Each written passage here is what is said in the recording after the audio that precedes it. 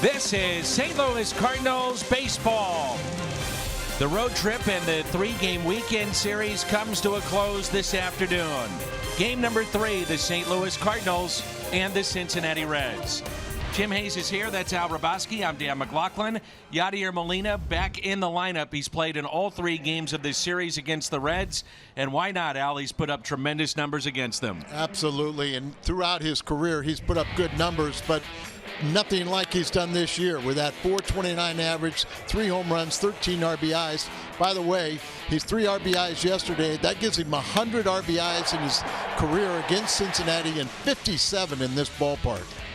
He's also a part of a team that is streaking right now against the Cincinnati Reds.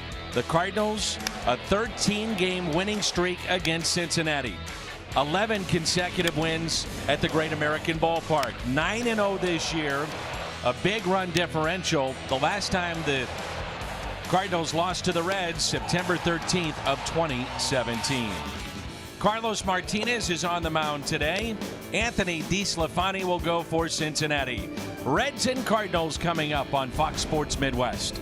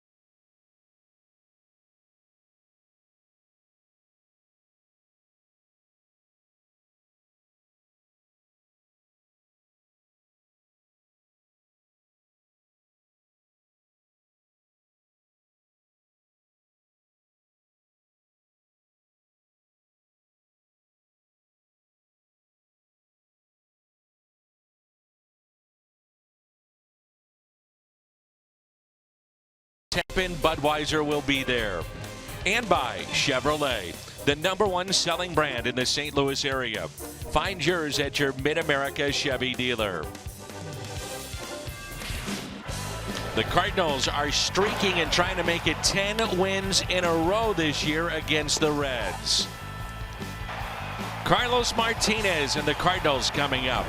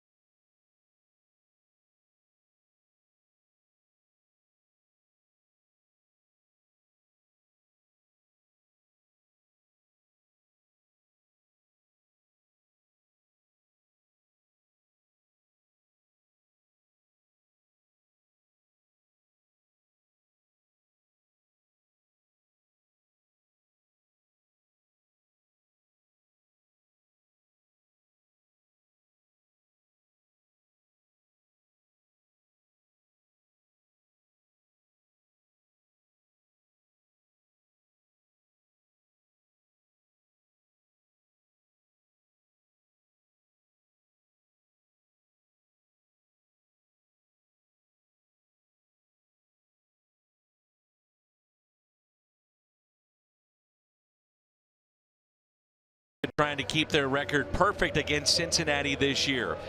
Along with Al Raboski, I'm Dan McLaughlin. Jim Hayes is here as well. And the Cardinals currently now 8 games above the 500 mark, only 3 back of Milwaukee. Cubs have gotten hot, so it provides what should be a pretty entertaining summer, Al, in the Central Division. Well, I don't think there's anybody that's surprised that Milwaukee and the Cubs and the Cardinals are there. And you know, the Pirates have cooled off a little bit. I don't think that they're going to sustain that, but I think the 3 top clubs right now are going to be there all season long. Take a look at the Cardinal lineup with Matt Carpenter at the top. He homered yesterday. Tommy Pham. Then Jose Martinez. He has homered in 3 straight. Marcell Ozuna, the homer of the day. It's still going. Yadier Molina, Greg Garcia, Harrison Bader, Colton Wong.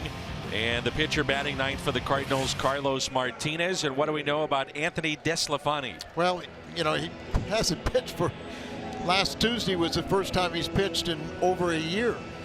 He's had a lot of injuries, including Tommy John, different areas, and he had a nightmarish first start to that ball game. First 4 batters all reached base.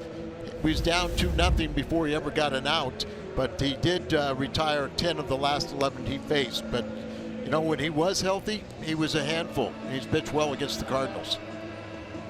His Hyundai pitch arsenal, 4-pitch pitcher, fastball, slider primarily, mixes in a curve, the occasional changeup. So Matt Carpenter leads it off. He's hitting .232 with 8 home runs. He's driven in 23, and Mike Matheny's offense, some of the bigger names have stepped up certainly this weekend.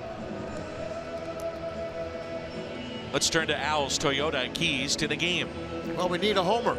You know, when the Cardinals have hit 6 home runs in this series, when they hit a home run, their record is 32-12.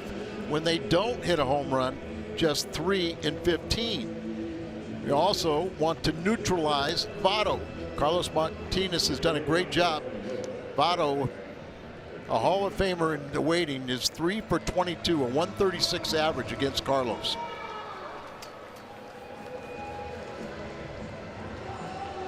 Well, the Cardinals playing with so much confidence now against Cincinnati. Going back to last year, all the wins that are starting to pile up in a row. Got a team that you have down, you keep them down too. You really do. You've got to score early and then make them think about tomorrow when they're going to be playing in Kansas City. But the Cardinals, and a product of their dominance over Cincinnati, is they're 22-11 in the Central. That's how you win a division. That's how you win a division. They have the best record in the division, and a lot of that is the wins against Cincinnati, but you got to keep on getting them. 83 degrees our game time temperature. 1 ball and 1 strike on Matt Carpenter.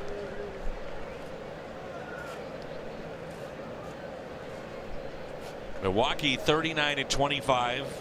Chicago 37-24, and then the Cardinals 35-27. Here's a 1-1 pitch to Carpenter. Late in the ball game yesterday, sitting on a 3-2 pitch, and he smoked it out to right. And for Carpenter, that was his 8th home run. His career against Cincinnati, a .294 hitter. Game 1, he drew 3 walks. And a strikeout to start this afternoon.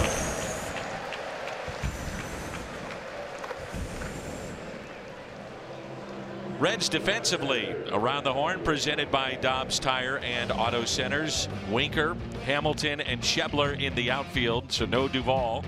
Suarez, Peraza, Jeanette, and Votto on the infield. Tucker, Barnhart is behind the plate. Off of DeSclafani, and this will be a base hit more than likely, or will it? Out at first. DeSclafani stayed with it after that rocket hit back to him. Well, you got him on the leg, but as you said, he recovered and threw out Tommy Pham. Pham going to hustle all the way, but just a close play there, but clearly he's out. Scarfini had good success against St. Louis. This would be his 7th start. He's 4-1 with a 2.13 ERA. Now Jose Martinez.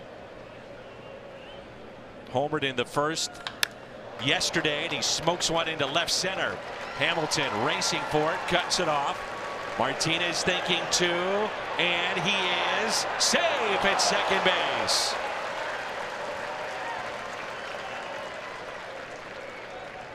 An 8-game hitting streak now, in batting over 500 during that time with 4 home runs. And it looks like the Reds want to challenge. Well, the question is, did he tag him before he got to first base? Or excuse me, second base. That's a good play by Billy Hamilton, and what looked to be a short double, but with his speed, he cut it off, ranging to his right in the gap in left center.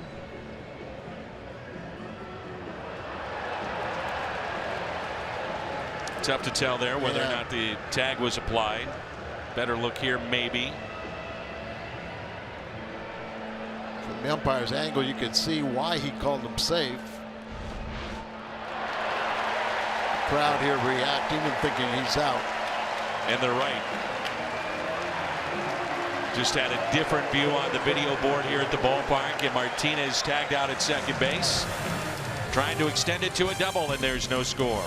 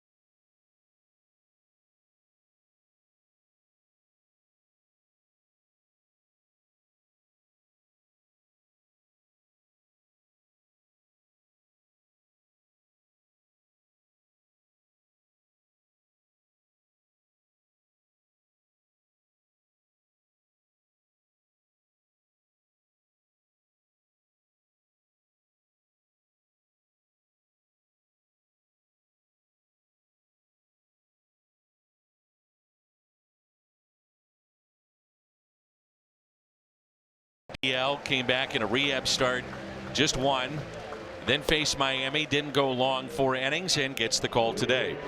And I'm sure he's got in his mind, he's feels that he's healthy now. That was something that he revealed after his first start on Tuesday, that he was still a little leery and afraid to let it go until the last inning, and then he felt like he could go out there and throw the upper 90s and know that his arm and his lat condition was okay. Reds lineup: Schebler, Barnhart, and Votto. Then Jeanette, Suarez, Winker, Peraza, DeSclafani, and Hamilton batting 9th. So the pitcher batting 8th again. They'll do that with Billy Hamilton when he's in their lineup for the Cincinnati Reds. First pitch fouled back. Martinez has unscored upon in 13 innings this season against Cincinnati, with just allowing 5 hits. And Al, he has struck out 18. Yeah.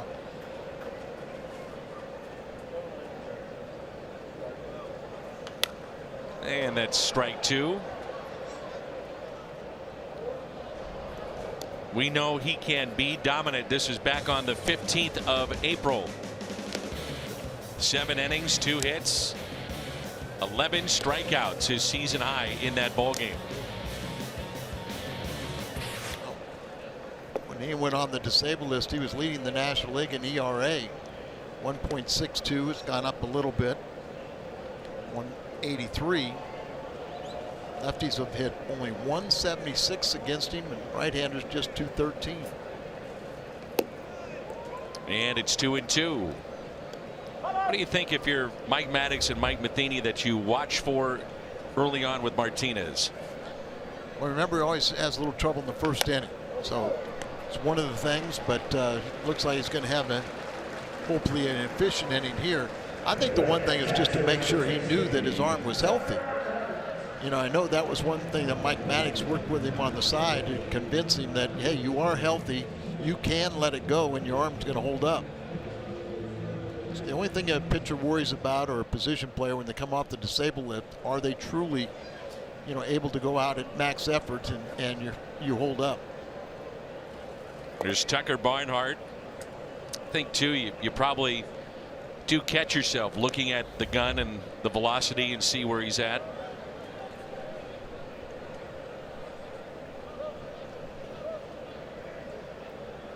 Any hitters will tell you how good your stuff is. Isn't that the truth?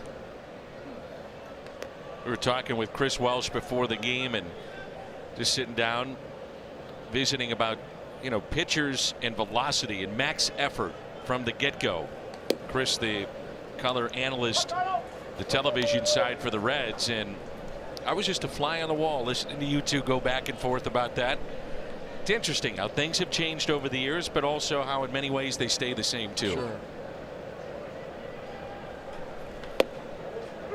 Chris working with George Grand. There's Chris Welsh. And George there on the right, who's worked with the Cardinals, the Yankees, and now a long run with the Reds. And that pitch taken high and a 1-out walk. Around the Horn, presented by Dobbs Tire and Auto Centers. Marcell Ozuna, Tommy Pham, and Harrison Bader in the outfield. Carpenter, Garcia, Wong, and Martinez on the infield, and Molina is behind the plate. A 1-out walk, and now Joey Votto.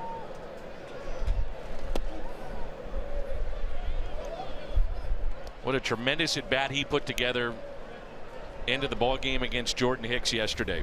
I think both of us were really looking forward to that matchup. You bet. Votto just got a base hit to left field, but you know, he's one of the best. And it's 2-0. I think the one thing you'd be concerned with here is just the lack of command by Martinez. 3 for 22 against the Cardinals right-hander for Joey Votto.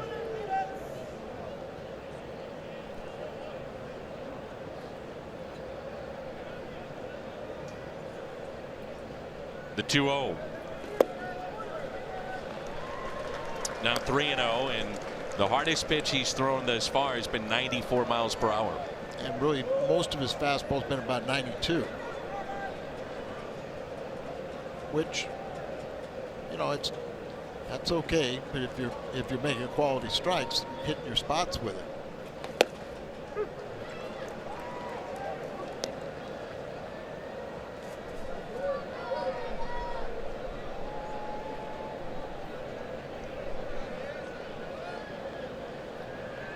Has a tremendous batting eye, and I think he thought that was a generous strike.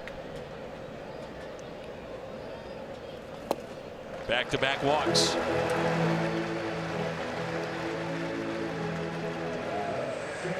And balls, 5 strikes, not the ratio you want.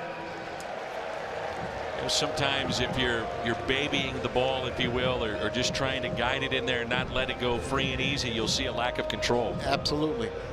And that's what it really does look like, Danny. So runners at first and second for Scooter Gennett. 342 the average. 12 home runs. He's driven in 45.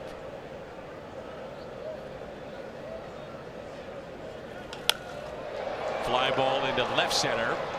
Pham calling for it. Makes the catch for out number 2.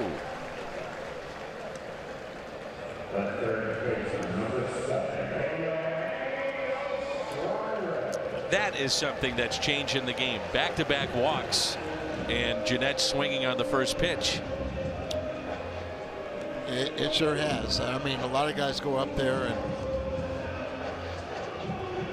it seems like all your really good hitters, you know, when they haven't seen a guy for a while, they're going to look at the first pitch. And then, as you said, after a couple walks, doesn't it make a little sense? Unless that ball is exactly where you wanted it, but by popping it up, you can't say that's where I wanted it. Eugenio Suarez. You know, the Reds, it's going to be interesting. They've got Suarez, who they signed to a 6-year extension. Their top position player, Nick Senzel, an outstanding hitter. Many of the fans here in town, they want to see him. He's a third baseman too. Right. And then their number 1 draft pick this year was somebody that is much like Senzel. And he's a third baseman. He's a third baseman. They just locked up Torres for a 7-year contract in spring training.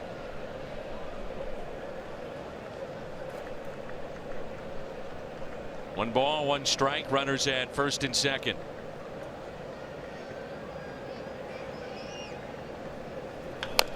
Pulled foul. 1-2. Cardinals return home after the ball game today, and the San Diego Padres will be in town tomorrow.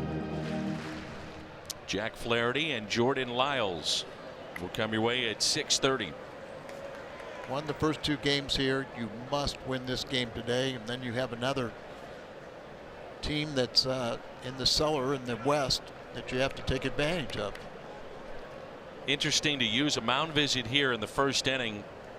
That's probably Yachty with a couple of things. Number 1, how you doing? Are you okay? Could be to change up a sign with a runner at second base, and also, hey, get out of this inning. This is an important pitch. Yeah, I think it's more that message right there that, hey, you're okay. Everything's looking good, free and easy. Now just let it go and, you know, get out of this inning here, get a sit down and kind of regroup, and then you just take off from that point.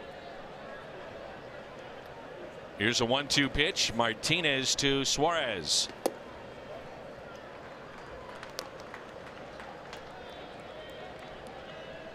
Tried so many different ways to try and get him out of the first inning. And usually when he does, you know, he settles in.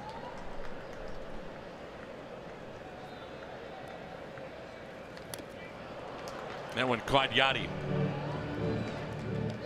97, hardest pitch of the inning.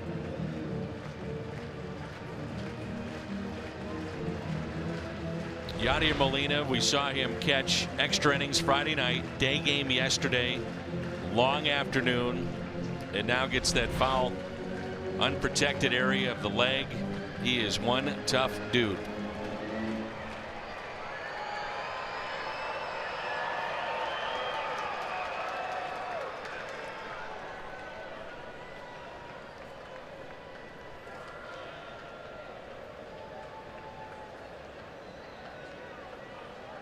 just having trouble getting together with Yachty too. I think that was part of the visit, which is a bit odd because you think these two are really think much alike.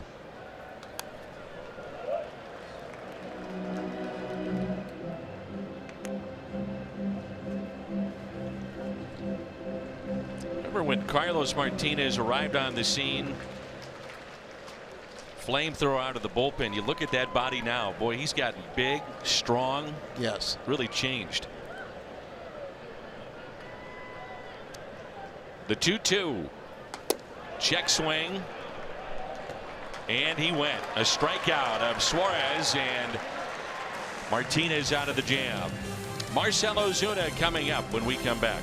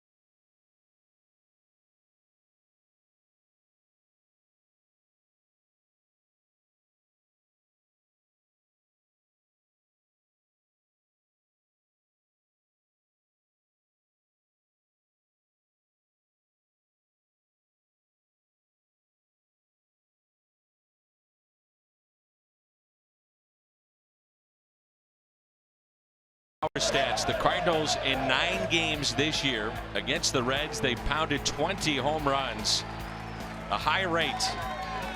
It's the highest single season home run rate against any team in franchise history. Next closest, Florida, 1998, now Miami.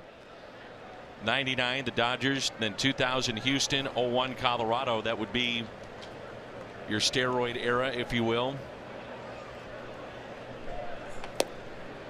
And Marcell Ozuna with one of the longest home runs we've ever seen this ballpark.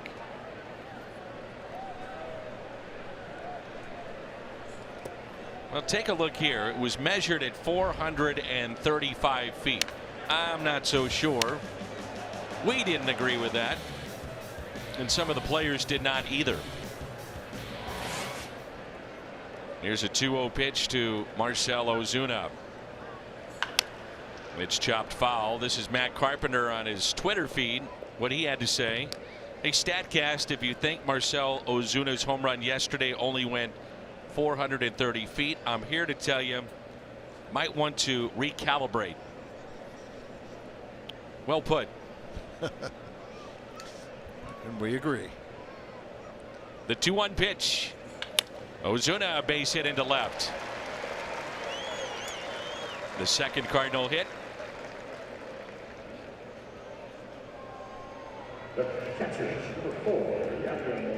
Starting to pick it up. Still would like to see, more home runs, but he's got a 4-game hitting streak.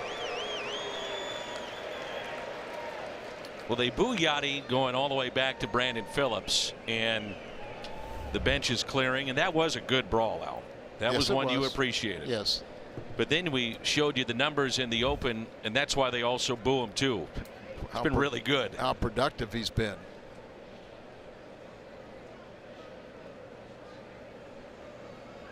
Short lead at first by Ozuna, and strike one.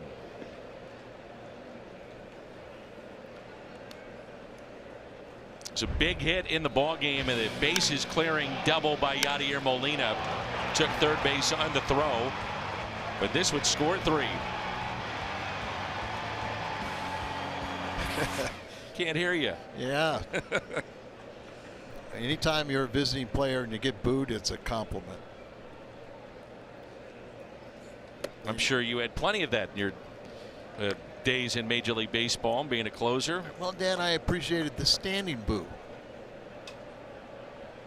Who was the toughest crowd you dealt with? Well, see, that's different because I thrived on it. So who booed you the loudest? Who got after you? Cubs? I think so. The very first time I stepped in Yankee Stadium, I was so excited. I thought I'd get the greatest boo of my life. So I went out to right field during batting practice, out to Reggie Jackson territory, and I could hear people saying, "You National League reject, get a haircut, do this, do that." So I walked up to him and said, "Hey, you paid your money, now sit down and shut up." Now I'm trying to incite him. I came in to pitch, and I was disappointed. It was 50% boos, 50% cheers. You didn't like that? Yeah, so I knocked down Jackson. Then I got my boo. Yeah, I bet you did. Strikeout number 2.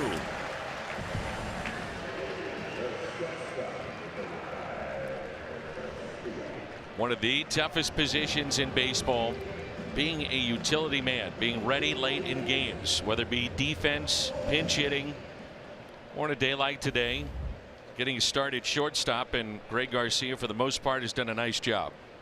And he's had success against this pitcher. 4 for 9, a couple doubles. And looks at ball 1. And remember, this year against Cincinnati, he's 4 for 9 with 2 home runs.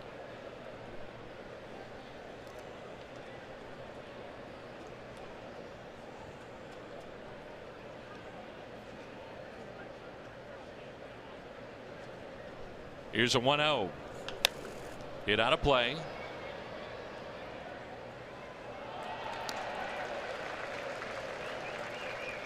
Greg now a proud pop-up. Daughter Olivia, mom and baby doing well.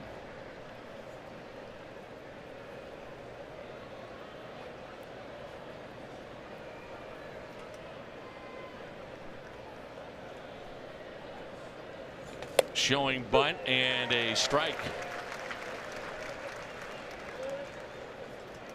You mentioned on the broadcast that that was Cardinal Corner, I guess, as the Edmonds were next door to the Garcias.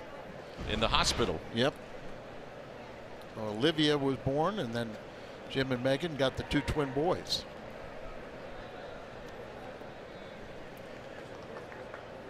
New Cardinal fan, baby Olivia. Beautiful.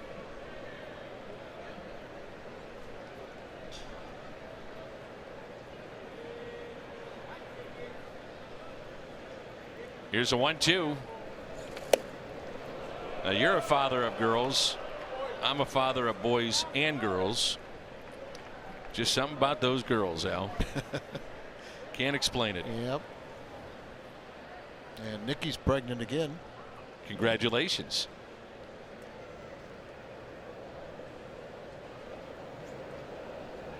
And a check on Ozuna.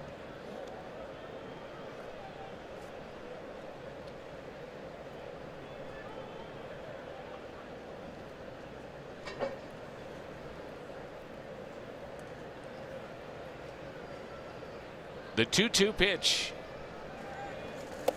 Inside corner.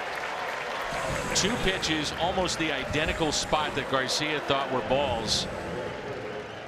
He didn't like strike 2 and certainly did not like strike 3. And they're set up inside, and look at the ball just tail back over, and I think when he looks at it, he'll find it's a strike. Or close. But after the first one was called, you got to think that maybe the next one would be too. Harrison Bader start today in right field.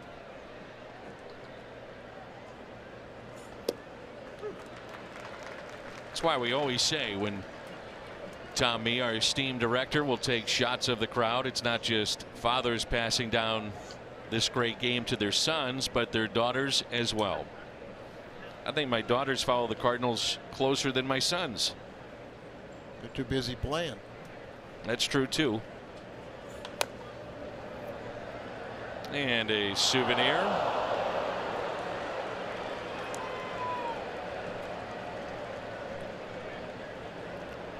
Love it.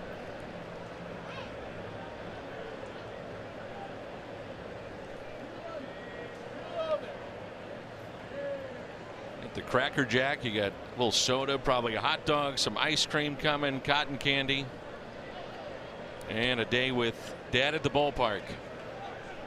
And soon after, a visit to the dentist. Maybe so, but it was all worth it.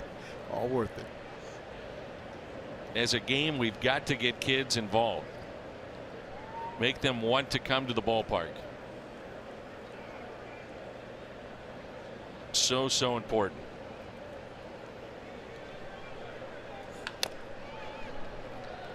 It's one of the things I saw the other day with Harrison Bader. He was signing autographs, was not in the starting lineup, and all the way up until about the first pitch, signing autographs. Same thing with Luke Voigt today, taking pictures down the left field line. Those are memories that, it may sound cliche, but it's true. They do last a lifetime for a young fan. Makes them want to come back. Follow that player.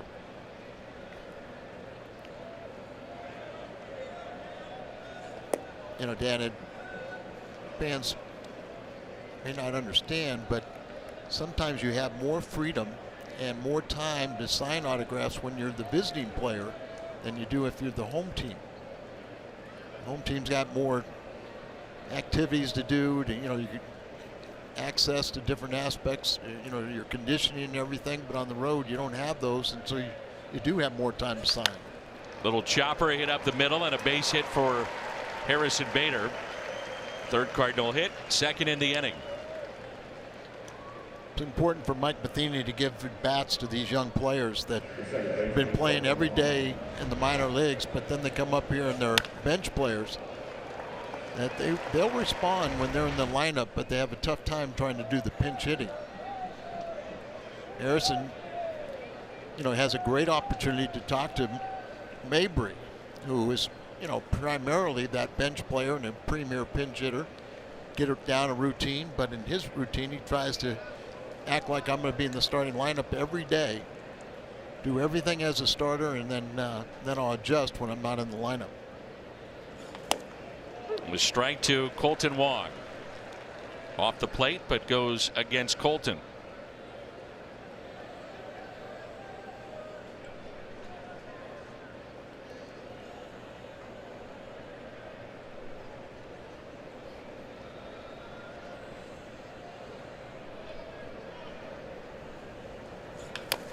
Oh, and 2. That was a revealing interview with Colton Wong the other day. Hit the walk-off and spoke to Jim Hayes moments after hitting that and said, look, everybody knows I've been struggling at the plate. All I can do is keep doing what I'm doing, try to get better, but not let my defense be affected. And it hasn't. He's played superior defense this year. This will be pitch number 21 of the inning.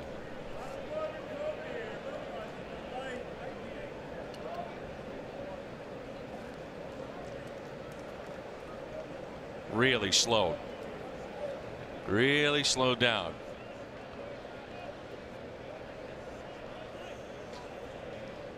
MLB At Bat is your #1 Cardinals app. Customize your experience to catch every moment this season. Get home screen icons, features such as the MLB.TV Game of the Day, pitch tracking, in-game highlights, live radio broadcast, stats, news, and more. Download MLB At Bat today. Sons, daughters, learn the game from both mom and dad. Understand Mike Matheny's parents are here along with 2 brothers.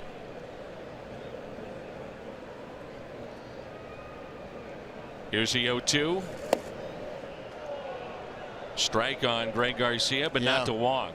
I was just thinking the same thing.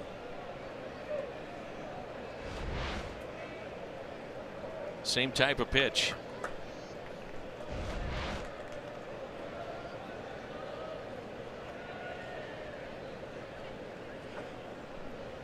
And now a 1-2 to Wong.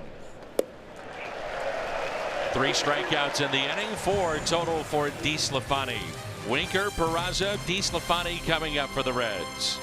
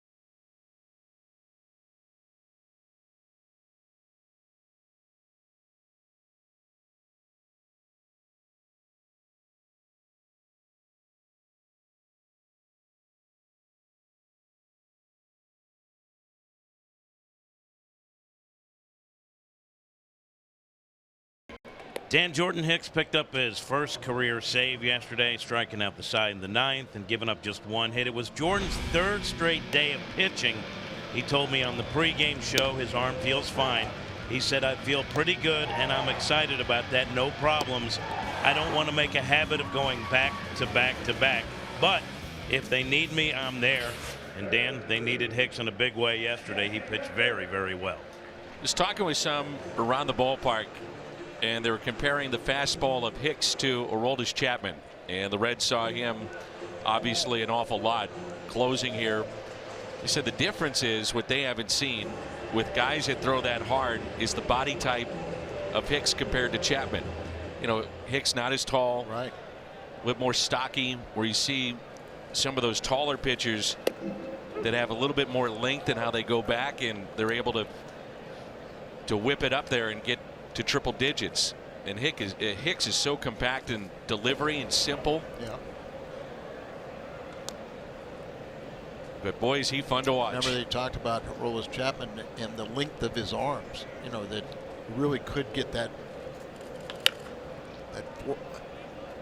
and just that release point and have the ball. You know, there's times you throw a baseball and it just seems like with zero effort and the ball just jumps out of your hand. And then there's other times where you're trying to muscle it, and that's when it straightens out, doesn't have the velocity. But obviously, you know, have that whip action of loose wrist that you just get that ball to just jump out of your hand when you're talking about those type of velocities. The 2-2 hit out of play. Jesse Winker at the plate.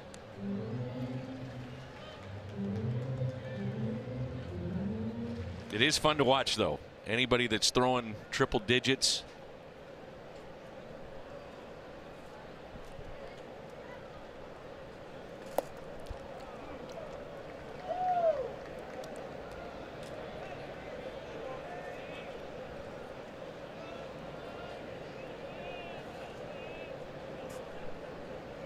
(3-2). Struck him out with a changeup on 3-2. Arquilla drive to success. Jose Peraza will be the batter. Lowest starting staff ERA in the National League. The Cardinals now ahead of the Nationals, and the only team that's below 3. Braves, Dodgers, Cubs, and the Cardinals second to Houston overall. Isn't that amazing? Houston with the DH. You know, they have a ERA of 2.83. It's hard to imagine, isn't it? What helps is when you have Verlander, Keuchel, Cole. But I agree with you. I mean, you're going through 1 through 9 position players. That's where you think about in the National League, for instance, in this inning. Get Peraza here, you got the pitcher coming up.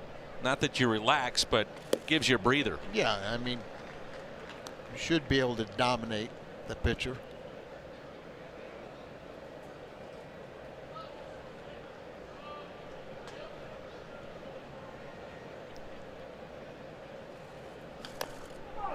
And a foul ball. Now something hit him to the face, but he was still in the batter's box.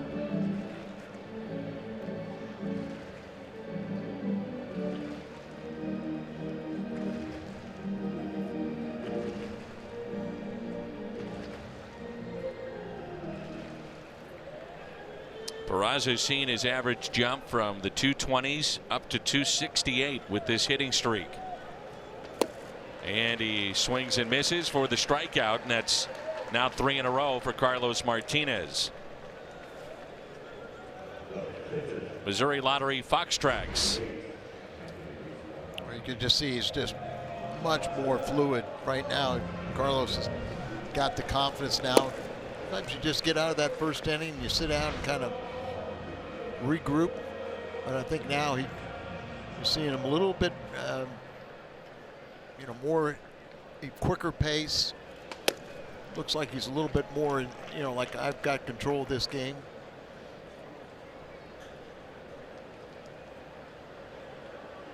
DeSclafani at the plate, looking for his first hit.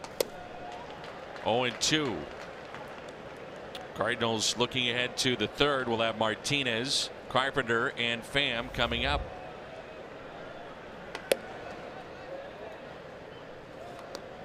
Lights are on here at the ballpark. Overcast skies. And the 1-2 pitch.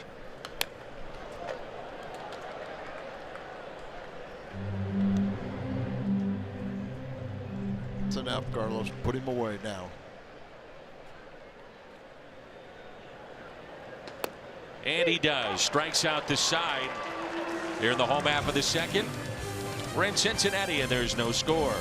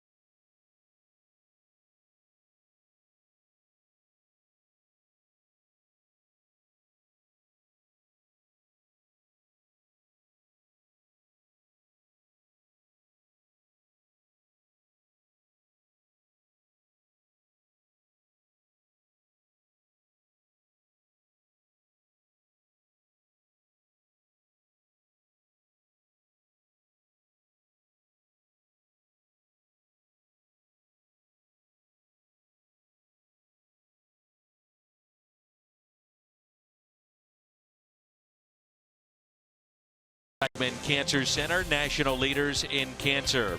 by Steel Outdoor Power Equipment. Pick your power, fuel, or battery with Steel. Search STIHL. And by Toyota, let's go places.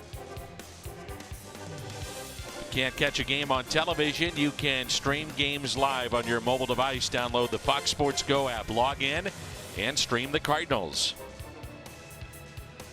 I was thinking about that starting staff and collective ERA, which now is #1 in the National League, #2 overall in baseball. And it's featuring Luke Weaver and Jack Flaherty. You know, young pitchers. This isn't a veteran staff. There's some youngsters in there. No doubt. Future is bright. The future is now. They had one start from Alex Reyes. If he would have stayed in there, it would have been the youngest staff in all of baseball. Yeah. Boy, he just got a feel for Alex.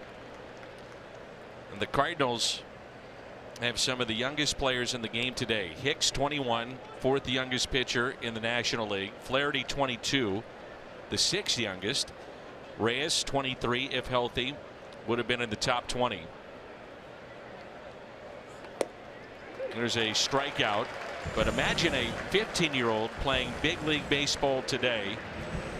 And that's what happened this day, June 10th, 1944.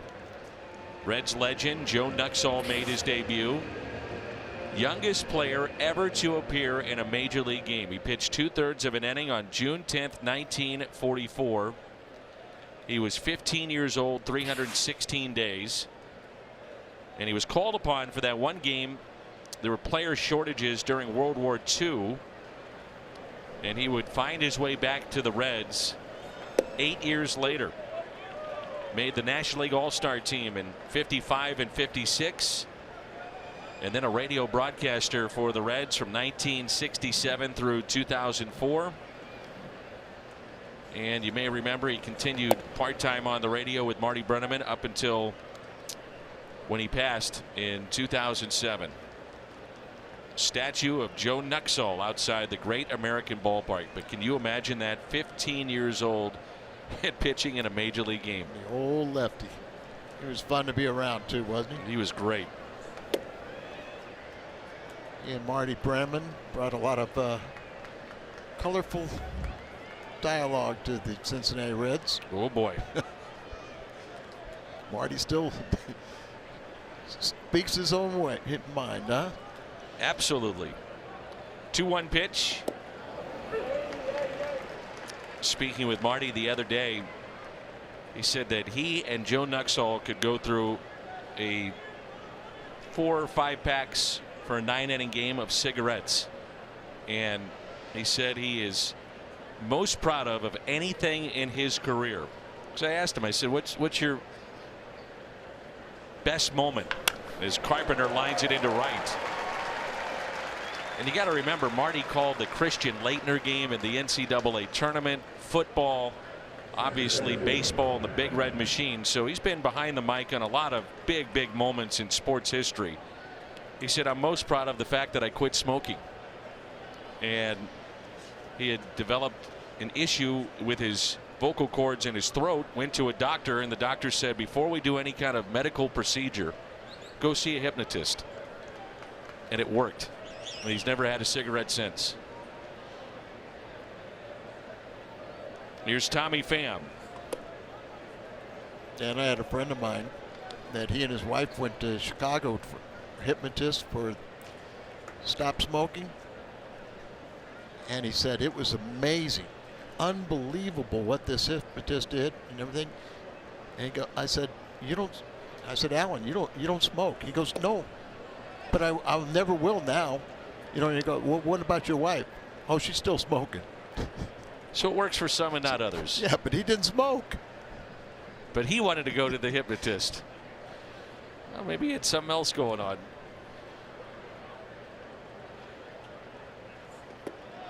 Check swing did not go, and it's 3-0.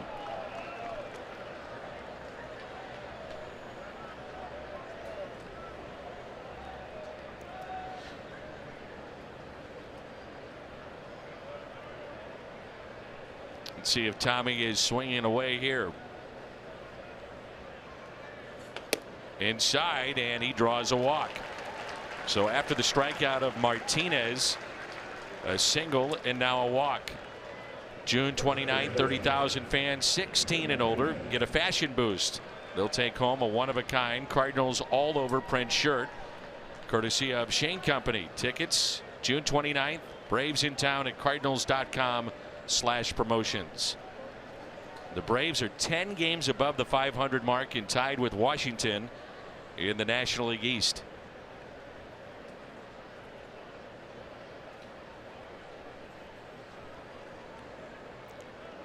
One of the hottest hitters in baseball, if not the hottest.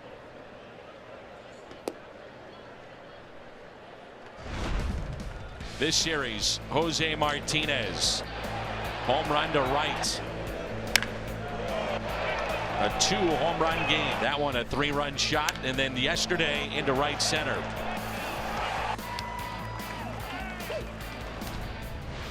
Base hit already today. That extends his hitting streak to 8 games.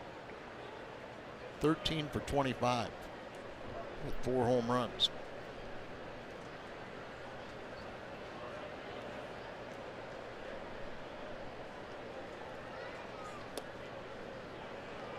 Two balls and no strikes.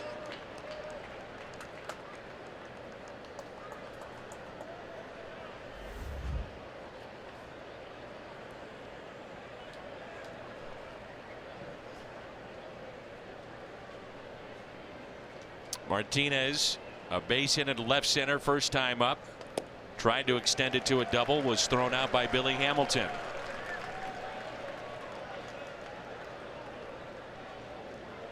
Real important to jump out on top. You can't just jump on top and not keep on adding on, because these Reds can score.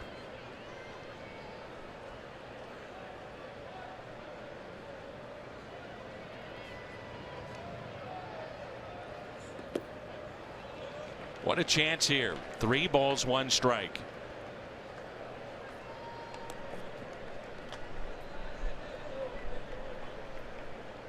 A great start in June. Keep it going.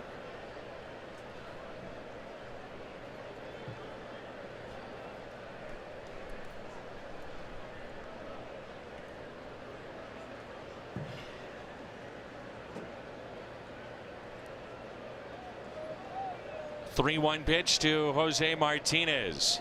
Here it comes. Bases are loaded. And the batter will be Marcell Ozuna, who homered yesterday and hit a grand slam on the last homestand. Inning started with a strikeout of Martinez. It was Carpenter with a base hit into right, and back-to-back walks to Tommy Pham and Jose Martinez. Ozuna singled to left, back in the second. The owner of 4 grand slams.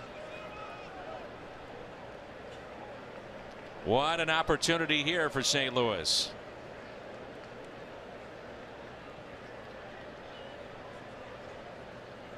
First pitch to him. Ozuna hits it out to left. It's at the wall, and it is caught. What a catch and left by Winker. Carpenter will tag up and score. That makes it 1-0 as Winker comes up with a beauty in left field. Jose Oquendo is trying to talk to the umpires, and I think he's trying to say that trapped it. Winker didn't act like he caught it, did he? And now they're saying it's a double play.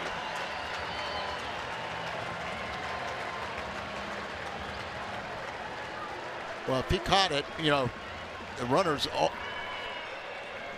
So Martinez never tagged up. Well, they could have gotten any of the runners.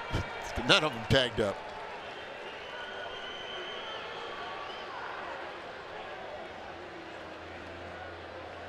I'm not sure, Al. I think Carpenter did. Okay, well, Carpenter might have, but I know Pham did not.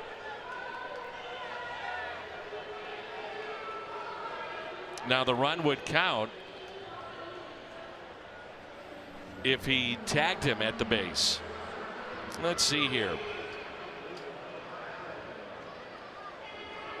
Regardless, a terrific catch by Winker in left.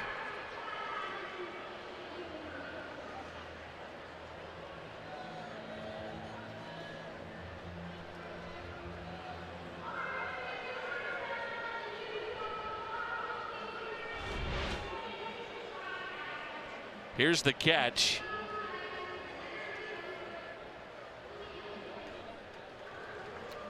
Yeah, he caught it definitely. Little snow cone, but held on to it.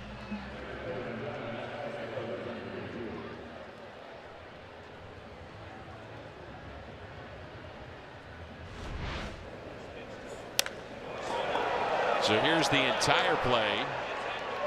So the catch made by Winker. Carpenter did tag up. Pham did not. Pham didn't tag up. I'm not sure about that. Pham may have tagged up, but Martinez did not. So then the tags applied to Jose Martinez. I watched Pham. He did not tag up. He was standing on third base when the catch was made. So take your choice. So I think they tagged Martinez, but by still stepping on the bag, they get the force out on Pham.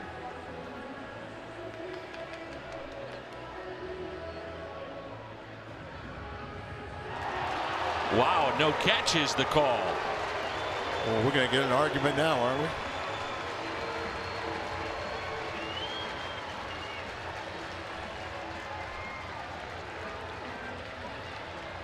Now we have the slowed down version even more. Take a look. We initially did not have that. Yeah. Oh yeah, he definitely trapped it. It's off the wall. And so the bases are loaded. Get to one run. Now Jimmy was going to go, what?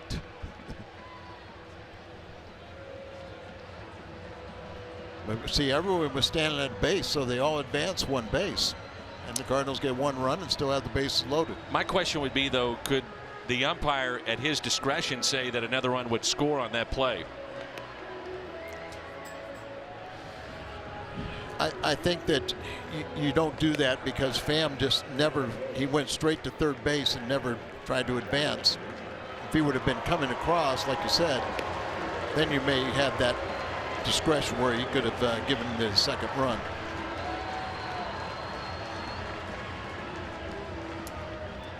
So the bases are loaded. It's a single and an RBI, and now Yadier Molina. Who other would you want up anyway? Yadi, what he's done here in this ballpark. 100 RBIs on the nose against Cincinnati in his career. 57 of those RBIs right here at the Great American Ballpark. He struck out his first time up. And Molina strokes one to left. Pham will tag up at third base. Here's the throw. He is safe. The hustle of Tommy Pham. And it's now a 2-0 Cardinals lead.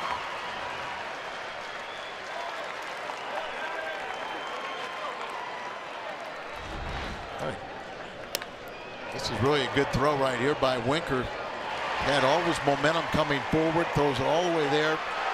Barnhart couldn't hold on to the ball, but Tommy would have been safe either way.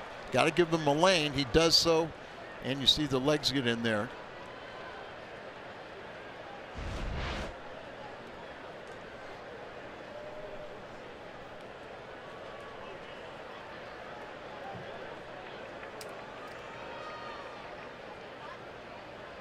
Here's Greg Garcia, runners at first and second.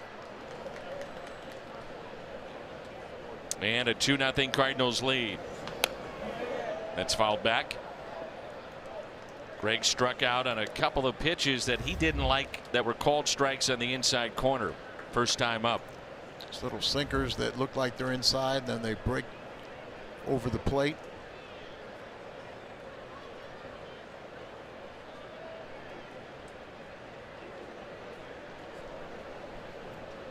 Here's the 0-1. Well, first plate appearance, Garcia saw that pitch, almost identical spot Exactly. Twice called strikes. He's 3 for 6 in this spot. Runners in scoring position and 2 outs.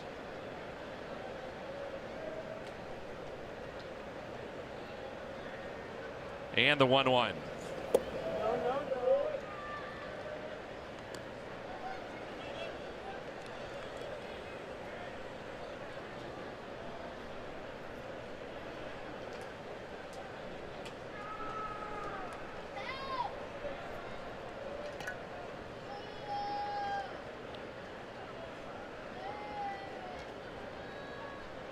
The 2-1 popped up left side. Suarez over and out of room. Bring your glove to the ballpark, you might get a souvenir. Cardinal fan caught it.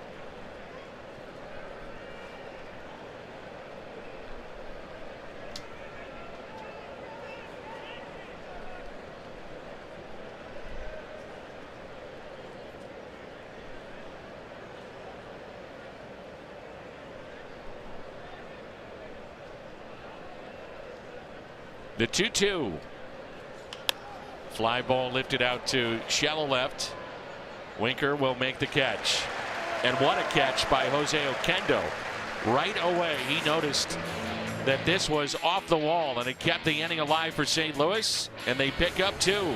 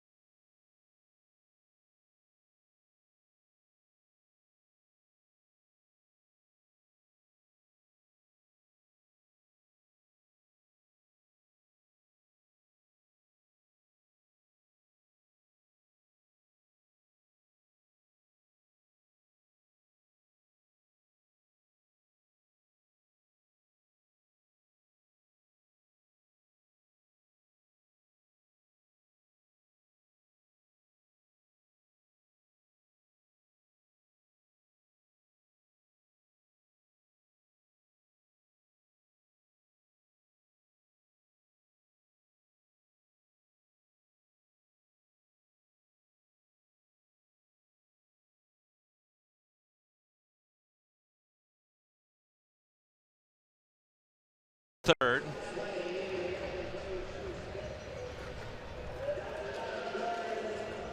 As we're talking about, a nice catch there by Jose Oquendo immediately. Yes. He saw it off the top of the wall and not in the glove cleanly of Winker. And it changed the inning around. There's a fly ball into left center, and that ball will get down.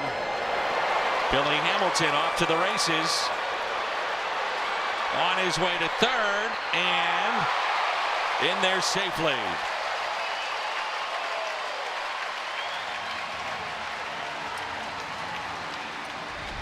Speed, speed, speed. He has really been struggling. Was he 1 for 25, 0 for 15 before this triple?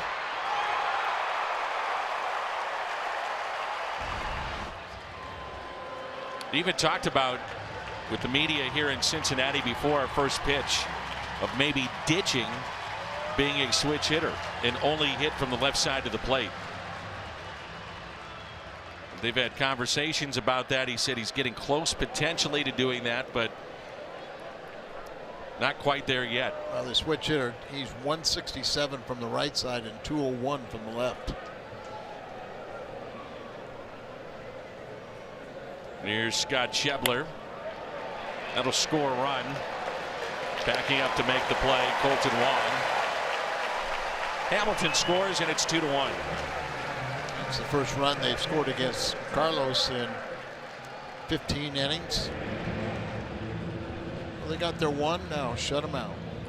And I think the point with Hamilton would be, well, being at the left side of the plate full time, might beat out some more balls, learn to chop the ball the other way, those types of things. Sure.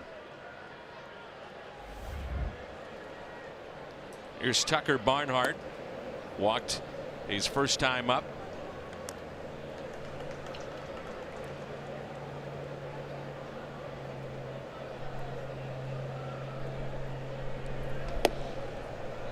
Look at Tucker Barnhart. You almost wonder, should he become a full-time right-handed hitter? Batting .412 right-handed and .218 left-handed. 3-0.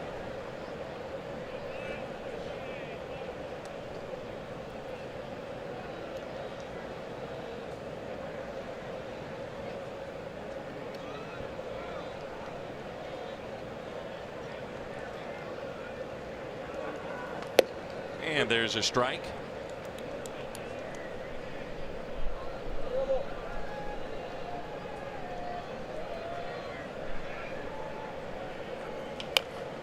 Three and two.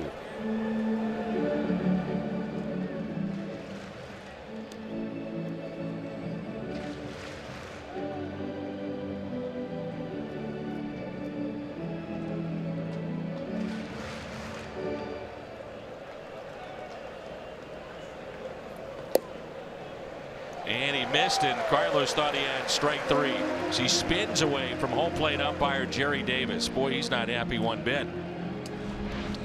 Read the same body language, but thinks that it's a strike, and it looks like a strike. And right after he kind of walks away, he thinks he's got strike three, coming all the way back from a 3-0 count, but he doesn't get the call. Tsunami Waves Foundation will have the Carlos Martinez 4th annual charity celebrity bowl. That'll be a Thursday night, June 28th, coming up. TsunamiWavesFoundation.org.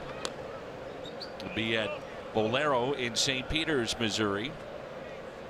Willie McGee, Pedro Martinez will be there. Many of the players.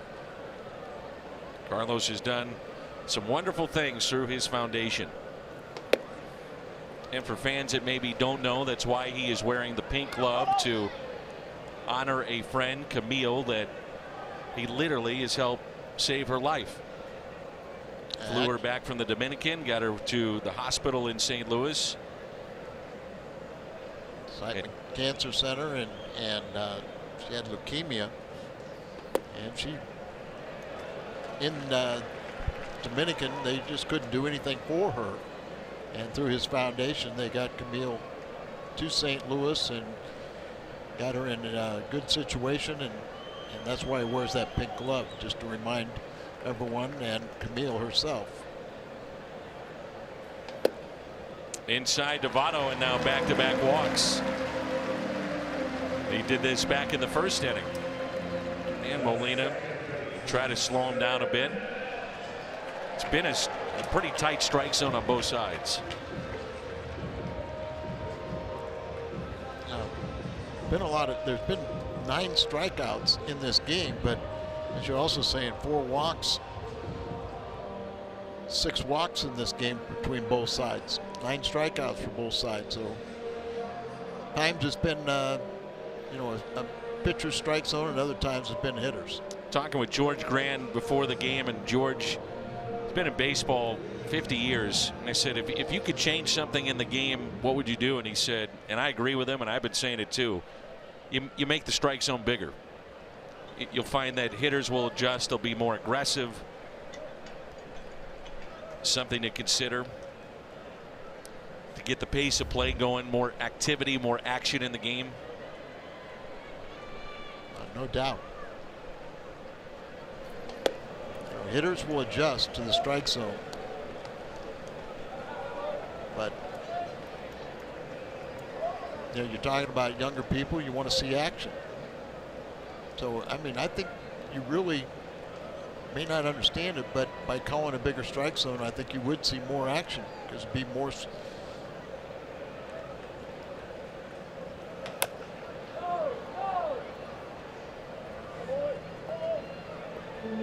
One thing you find out, and it happens even in a game, but the players adjust to the strike zone. You know, and I mean within even this afternoon, if Jerry Davis is going to be tight, you might see guys taking more pitches. If another umpire has a little wider zone, you'll see them more aggressive.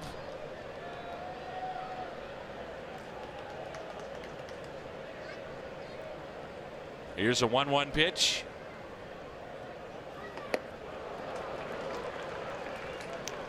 George Grant, for people that don't know, is the first ever SportsCenter anchor. So he launched ESPN.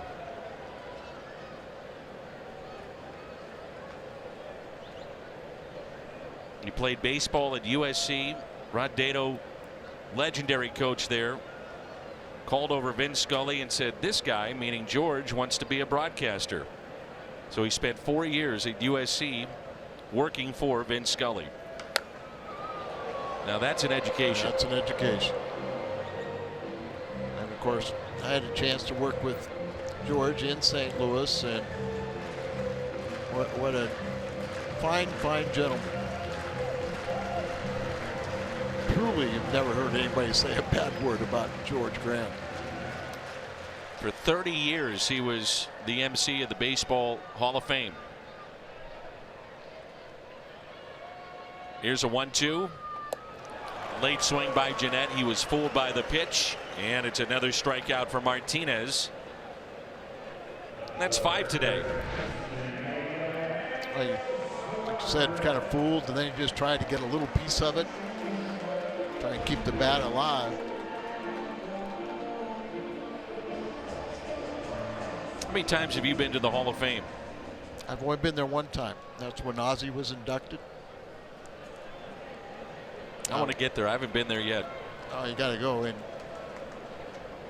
I was really looking forward to going to the fantasy camp at the Hall of Fame. Hit by pitch. So the bases are loaded. It brings in Winker.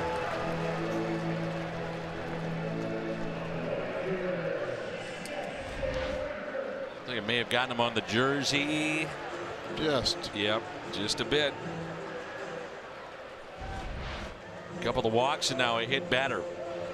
Barnhart, Votto, Suarez. Brings in Winker, who struck out.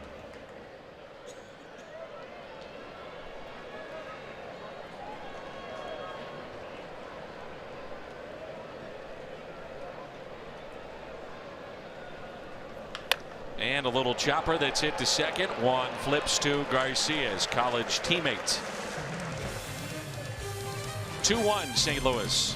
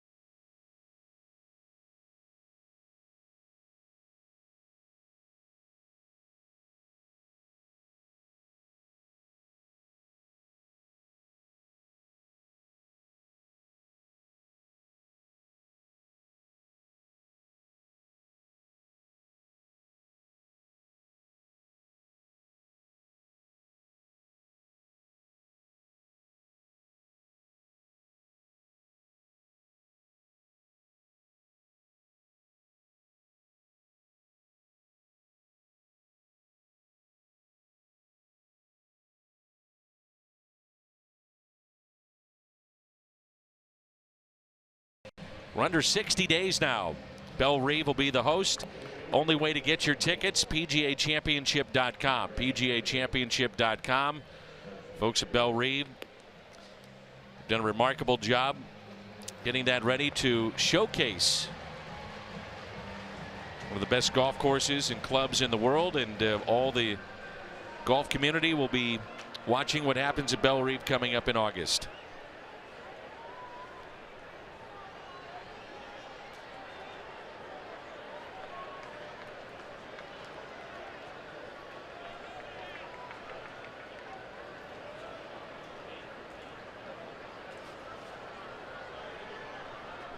Here's Bader, singled up the middle first time.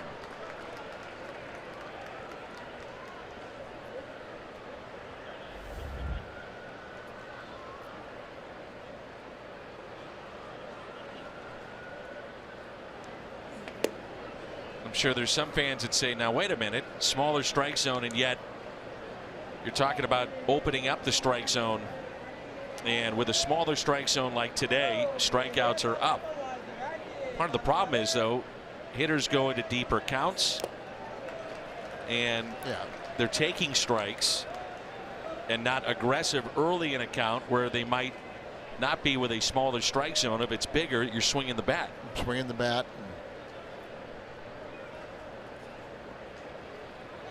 Just our 2 cents. And of course, too, Dan, it used to be what we call a two-strike approach, where you would choke up, hit the ball, make it, put it in play, because you're embarrassed by strikeouts. Well, and it goes to the point of what are you paid for? You paid for power and production, home runs. So that's part of it too. And it's gotten to the point where you don't get penalized for striking out.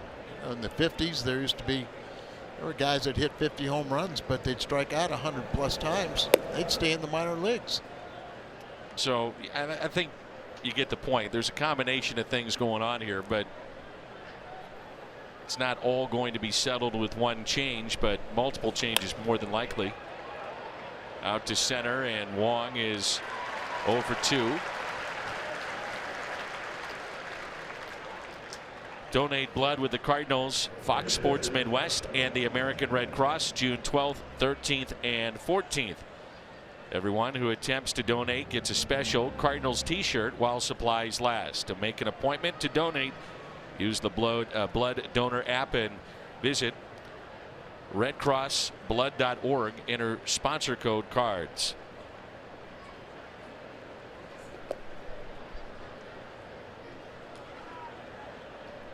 Carlos Martinez struck out first time up back in the third. Cardinals with a 2-1 lead. Base hit into center.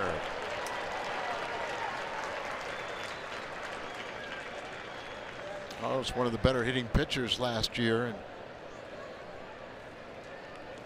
got a pitch.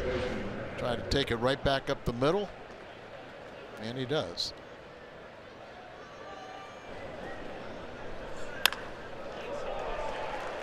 Even the pitchers will hit those 93-mile-an-hour pitches in the middle of the plate.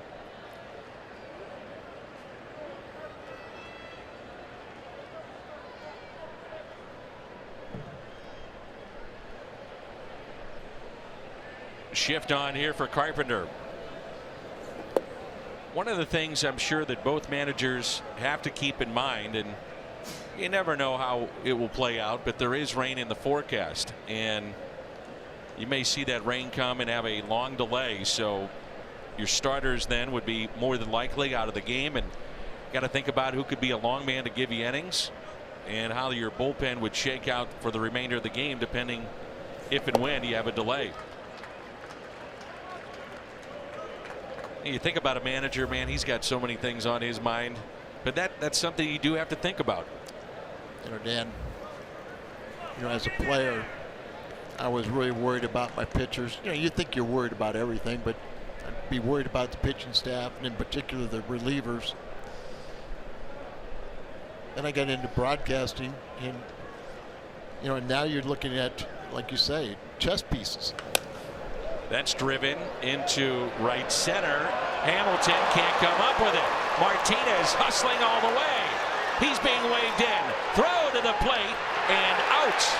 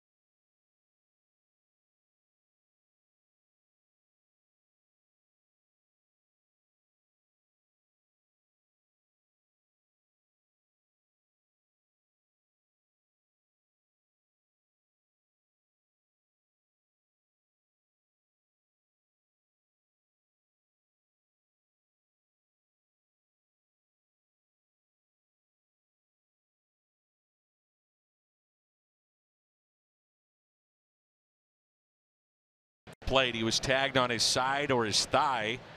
Cardinals checked on him. He seems to be all right. Here it is again. Good looking. Just pick up your coach and come on home. They sending him home, but Hamilton really does have a good throwing arm. And see, the worst of that collision right there is going to be Barnhart, the catcher. It looked like his wrist. That's something to keep in mind as we go forward. Yep. Wrist of Tucker Barnhart. Also, Dan, recently we've been talking about pitchers running the bases and how it's gassed them in the next inning or so. They had a little trouble. I don't know if that's going to happen with Carlos. Second outfield assist for Billy Hamilton, and we check in with Jim Hayes. Jimmy. Dan, we're seeing signs of life from the Cardinal offense in this recent stretch. Signs of the offense that the Cardinals had expected to see. Matt Carpenter said something interesting before the game. He told me you can look at the negative side or be positive. He said we have a bunch of good hitters. None of these guys are hitting close to where they should. So you've got to think they're going to pile it on over the next few months. I believe we will. Dan, you get a few of these guys going at once. That'll be fun to watch. Absolutely. It's an interesting move there by Jose Oquendo, where you have Tommy Pham coming up. Now, he sends him with 2 outs, but a lot of times you'll see a third base coach hold up a pitcher. Sure. Just to make sure they don't get hurt. Remember, he was running hard from first base. He put his head down. He just took off when that ball was hit.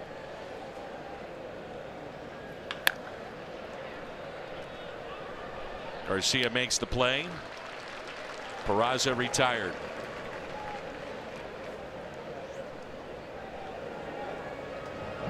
Yeah, not saying it's a bad move, just took a chance. And you know what, to be honest, to be a good third base coach, you're going to get some guys thrown out. Yep. And I've always considered Jose to be the best third base coach I've seen in a long, long time. But part of that job is to take chances in time, and it was an excellent throw. Then you got to get got to get the tag down, and they did it. Anthony DeSclafani, and it's 0-2.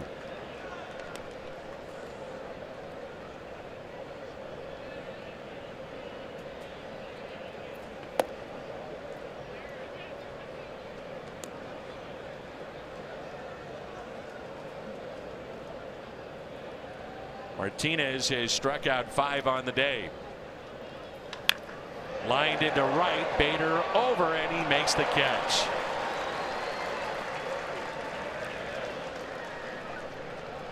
Got a good jump on a ball that was tagged. I was going to say, a good placement. Kind of see him right there that he's playing towards the line. He got a great jump on it, and he is fun to watch in the outfield. Very, very good defender. The more we watch him, the more you say this guy is an elite defender. Yeah, and his throwing arm is a plus. Here's Hamilton. He tripled and scored back in the 3rd. Carpenter take a couple steps back, but way in on the grass at 3rd.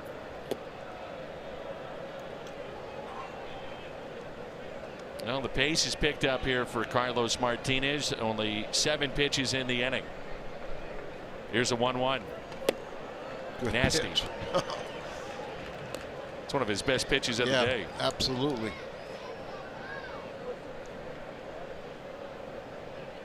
And the 1-2. Slapped the other way, but foul. I wonder what the interest would be for a Billy Hamilton on the open market. Intriguing player.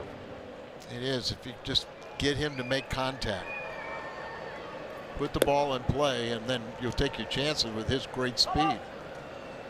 I would think like a team in the National League West, all those big ballparks, he'd be perfect for it. And he's a very good defender. That's what I mean, yeah. You'd have a weapon late coming off the bench as a pinch runner, which we saw initially when he first came up. It's really hard to do that with teams carrying 13 pitchers. You know, you do that at the expense of your bench.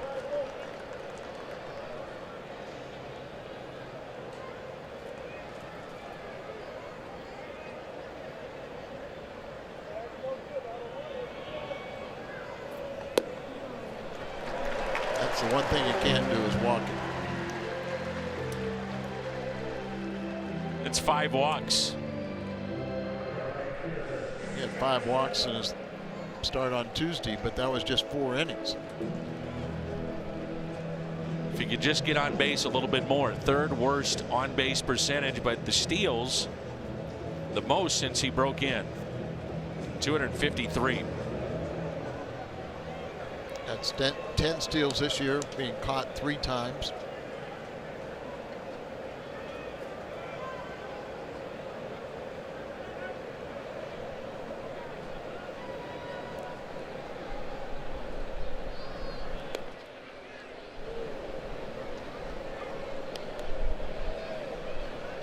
Got 2 outs. Work on the hitter. He can't score. Get the hitter out. You can't score, Carlos. Here's Schebler. Picked up an RBI on a ground out back in the 3rd. Also grounded back to Martinez. And a strike.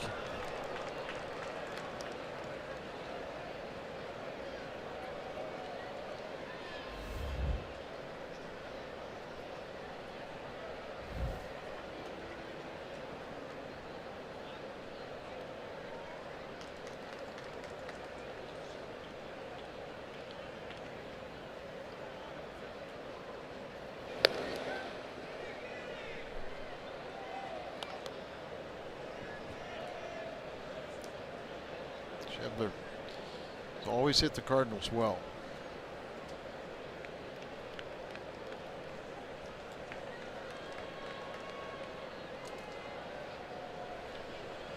Outfield deep and right. That's Bader. And the 0-1. Yanks it foul.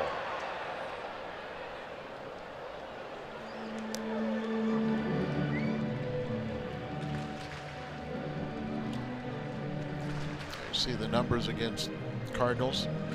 He came up, if I'm not mistaken, came up in 16, and the first series he played against was the Cardinals. And I think that first night he ended up getting a game-winning hit.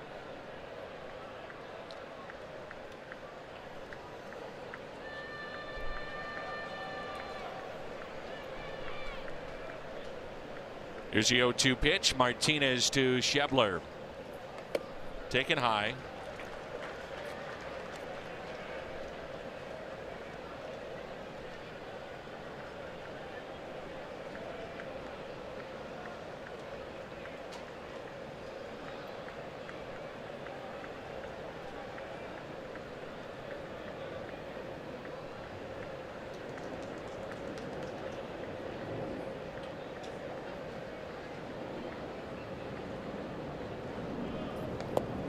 See where he's really slowed it down, trying to take the spring out of the legs of Hamilton, not give him any kind of feel on the read towards the plate. Sometimes as a pitcher, though, you hate to just stand there waiting. Sometimes it's by design, but you're right, it's designed to take the spring out of the legs of a base stealer.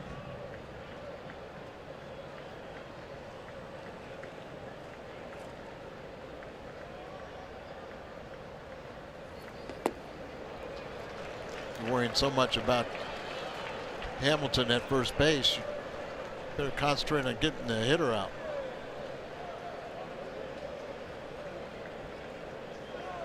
So Hamilton off with this pitch, ball in the gap, he'll score easily.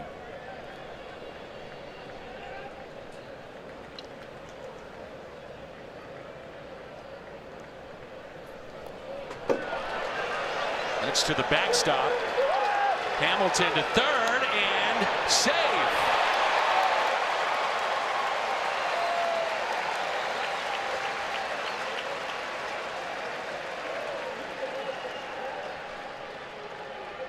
Yadi's trying to get Mike Matheny's attention. I think Molina was a little hesitant initially because I think he may have thought it hit the batter. You see, he doesn't really react like you're right, but he knows that he's going to go into third. Snap play there, but he's talking to the umpire. See if it. Okay, here's what he's talking about. Hits his toe. Yeah, that's the change point. Direction. Yeah. So because of that, Hamilton, you could make the case, should be at second base. His toe should be dead ball there. Yep.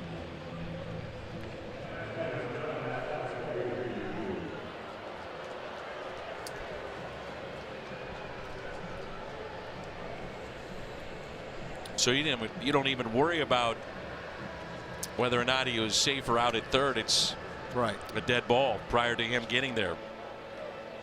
The rain starts to fall here in Cincinnati.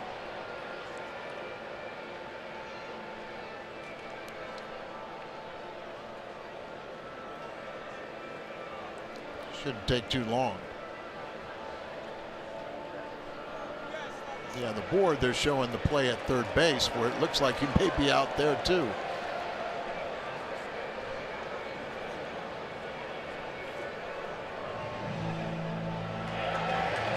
Yeah, they're showing the play at third base and maybe don't realize that the umpires may not even be looking at that. Yeah, we think they're looking at whether the ball hit his foot or not, his toe.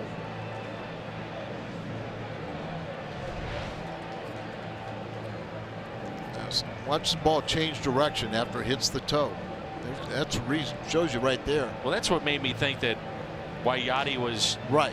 You know, thinking, okay, it's a dead ball, and yeah, because he didn't go after it at all, no. And then he kind of didn't hear anything, so then he did fire the ball to third base. But I mean, normally Yadi pounces on that and he'd be out. And I was watching. So they're calling the play at third.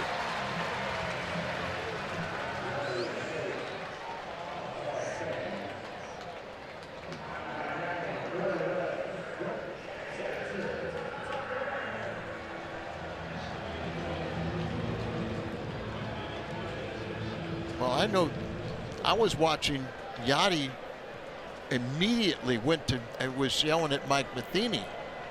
And I think that's what he was saying. And then Mike was trying to relay it to the video guys. We thought was going to be the toe where the ball hit the batter. But apparently they did the tag at third. And a ground ball past Martinez and into right field.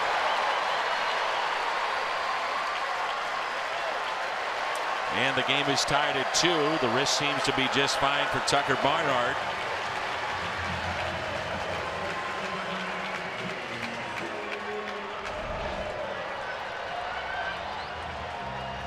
Down in the middle of the plate, right where lefty likes the ball down. Martinez holding the runner on, doesn't have the range, and the ball gets through.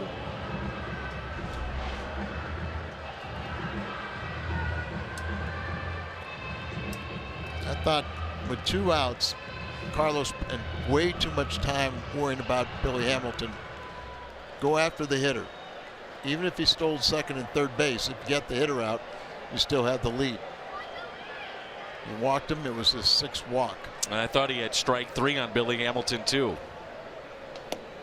Didn't go his way, and so then there was back-to-back walks, single by Barnhart, and an inning that looked to be coming together quite nicely. He had 7 pitches to get the first 2 outs.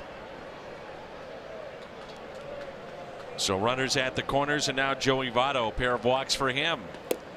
1 ball, 1 strike. Carlos has dominated against Votto. 136 average coming into play. He's walked him twice. Can't let Votto beat you.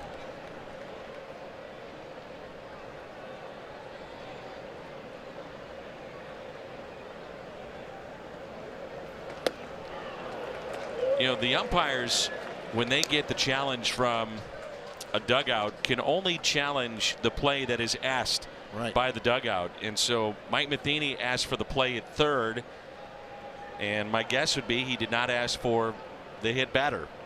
Regardless, doesn't really matter now after the base hit. But that's just to give you a little idea. The umpires can only go to what is asked.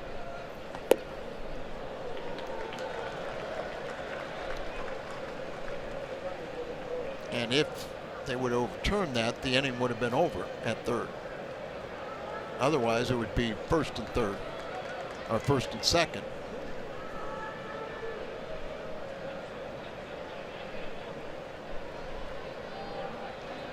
'25th pitch of the inning.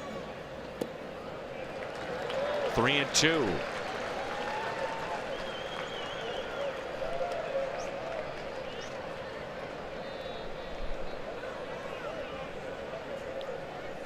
Way too many pitches, not enough innings.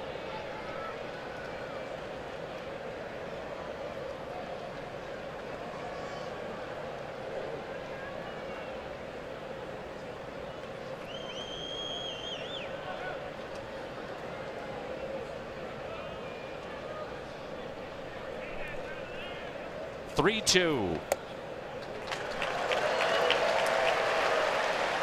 But 7 walks handed out by Martinez. His career high is 8.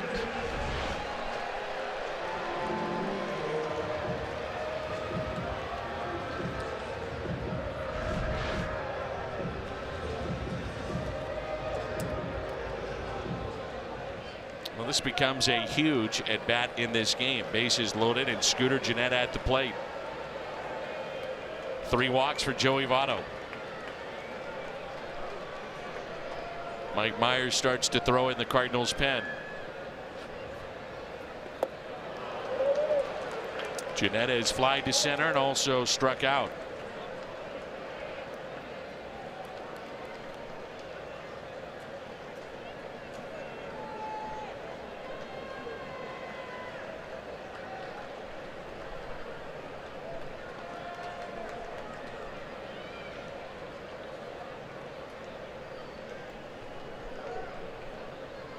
The 0-1.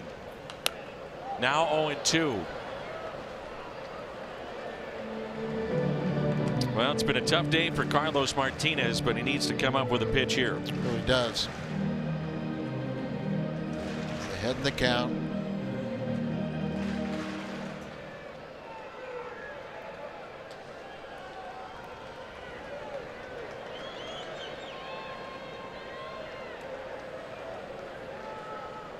Go up the ladder on him.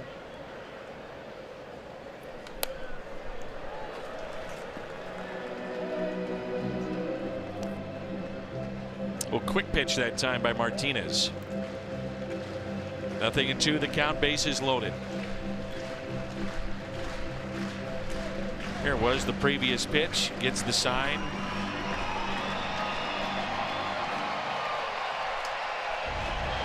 A little different rhythm towards the plate. Threw a slider there.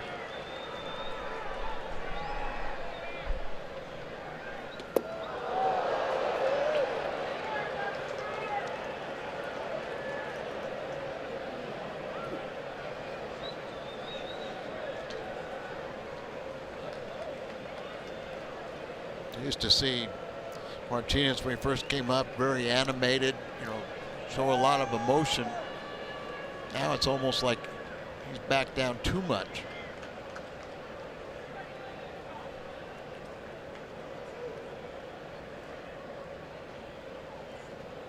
The 1-2.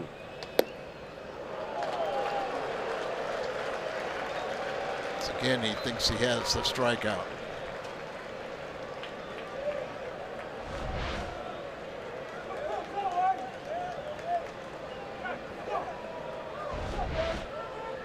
See why he thought he had a strikeout.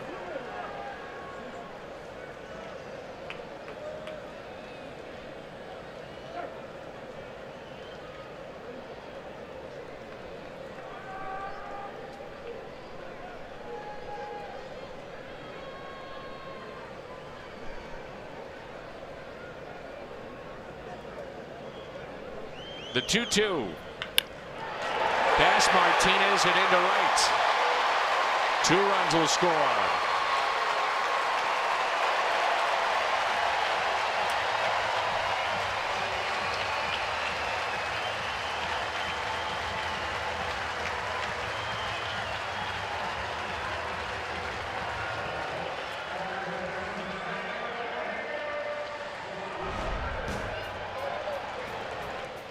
There you see, you got slider, gets 95, 0-2.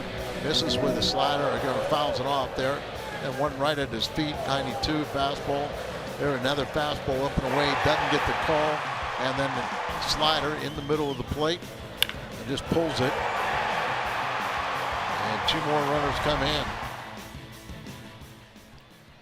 Here's Suarez with runners at the corners. You go back to the 2-strike pitch to Billy Hamilton with the tight zone that did not go Martinez's way. If it does, he's out of the inning.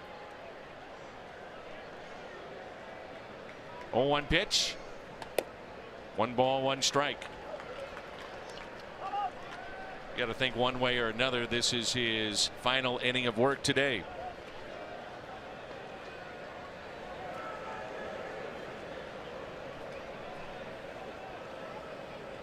Pitch number 35 of the inning.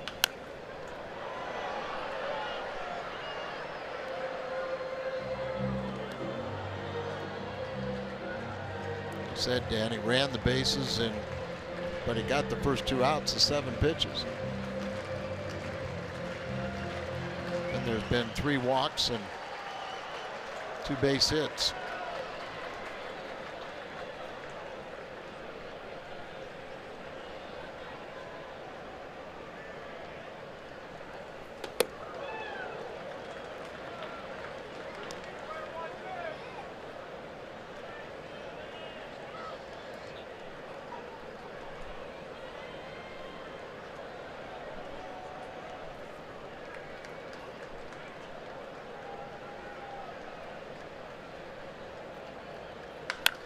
Into center and a base hit.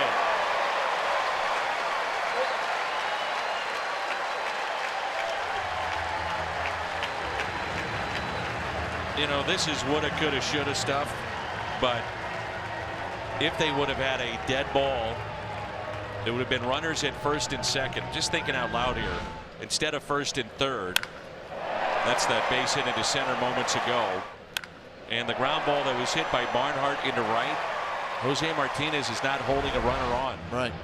And so he'd be in position to make that play. So not a lot going right for the Cardinals in this inning, and that'll be it for Carlos Martinez. Mike Myers coming on. Tough day at the office for Carlos. Myers coming in. It's 5-2.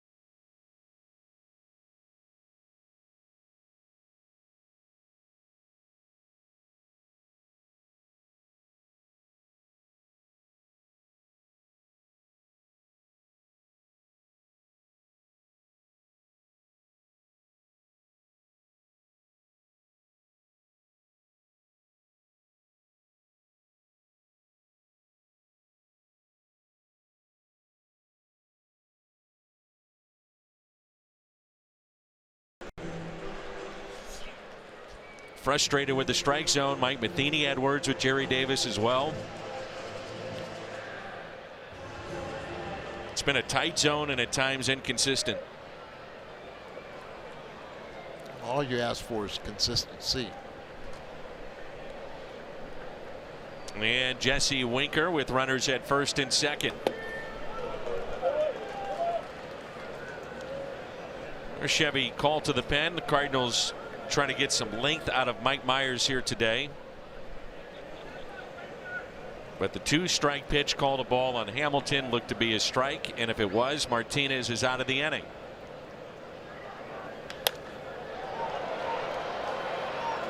Out to left, and the catch made by Ozuna.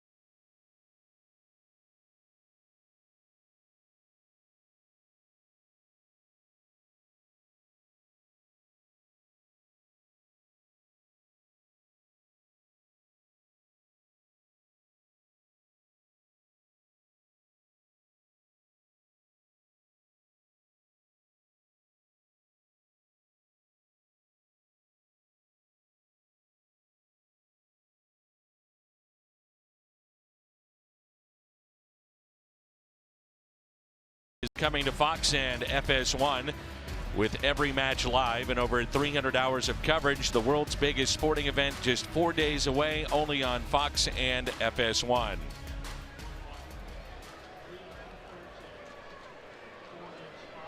We had a camera on Carlos Martinez during the commercial break, and he was trying to explain, it looked like, the strike zone. Yeah. 5-2 our score. Been pacing back and forth, doesn't know what to do with himself. You think about that inning, the strike 3 call that doesn't go his way with Hamilton. You had a hit batter that the Cardinals challenged to play at third on the play. It was Billy Hamilton running from first to third. As Pham lines it into right for a base hit. And then if you would have had, instead of first and third, first and second, Martinez is not holding the runner on at first base. He's playing back and has a chance at that ground ball. So a lot of different things did not go his way. But that's baseball. And you can't let one thing, blow up and affect multiple things. So a leadoff hit for Tommy Pham. Jose Martinez, a single and a walk today. I thought his biggest mistake was paying too much attention to Hamilton at first base with 2 outs.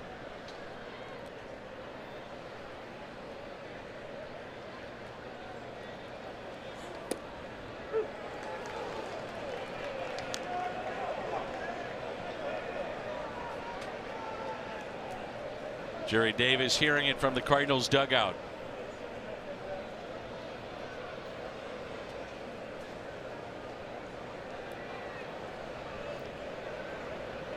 And the 0-1.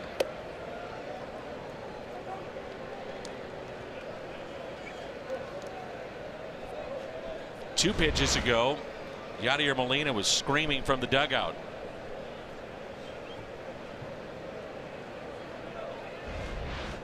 See Tucker Barnhart quiet and then bring it up just a bit.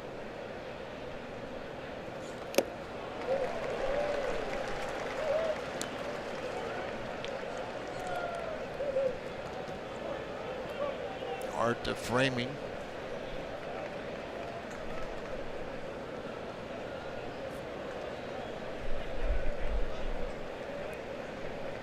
Worst thing the Cardinal hitters could do is start worrying about the strike zone. Just go out there and try and do your best.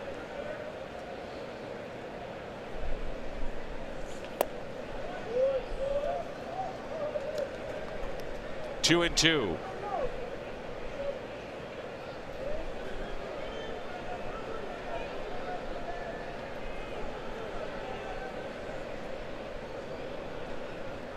It's now 12 walks in the last 8 innings for Martinez. Get the lead man and no turn by Jeanette, and they get the out.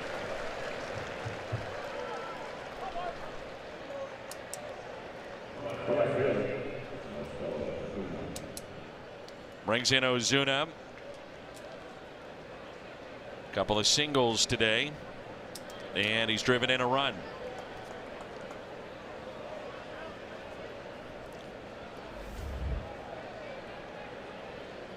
Toyota keys to the game was need a homer.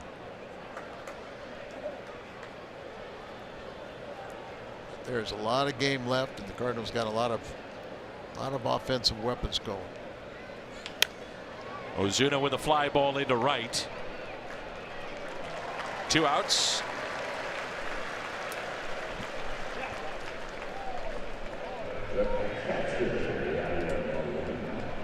And Yadier Molina. This could be interesting here. The borderline pitch does not go Molina's way.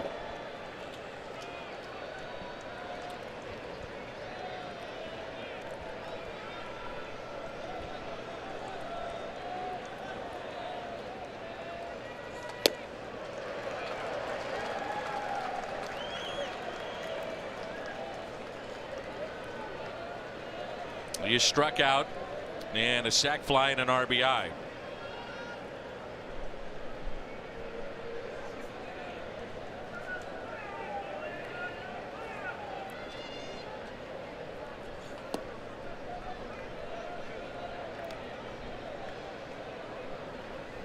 We're going to get into the Cardinal bullpen, or excuse me, the Reds bullpen at some point.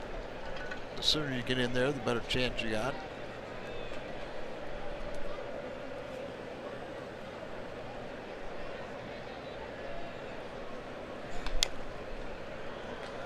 In my mind, it's hard to give Carlos Martinez a grade today. You know, I mean, the strike zone was all over the place. If he gets out of a couple of innings with those strikes that should have gone his way, it's a different game for him. I grade what he did. That wasn't good enough. And the 1-2 is hit high in the air out to right. And the catch is made.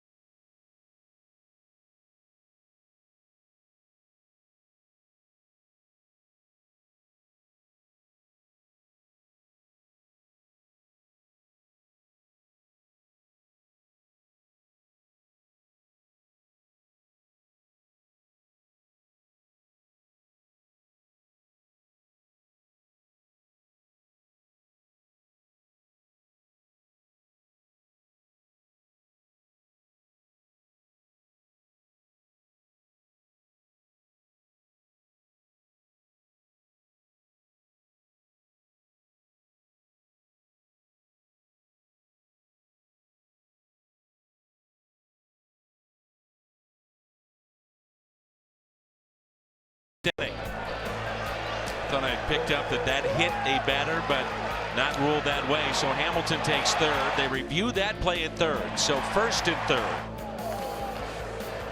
Is it a strike on Jeanette? Doesn't get that call. And Jeanette made him pay. Also, what we did not show there in the BJC difference maker, if it is a hit batter, Cardinals defensively, their alignment much different. With Martinez playing back and not holding a runner on, it would have been first and second. Rain falling here at the ballpark.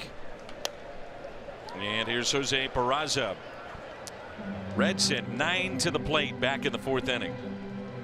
Peraza is 0 for 2, grounded out to short. Also struck out.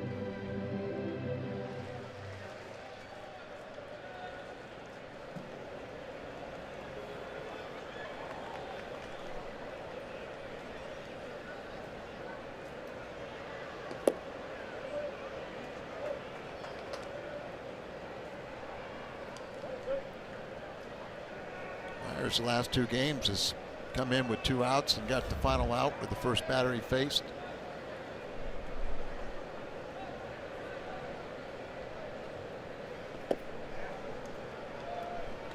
Got another chance here to where he could hopefully stretch out, get this inning. We'll see what happens. The 2-1 pitch. 3-1. This ballpark and with the bullpen of the Reds, game is long from over, you would think. Absolutely. Cardinals know they can score. They know they can win in this ballpark. Just have to come from behind. Good fastball, then it's 3-2.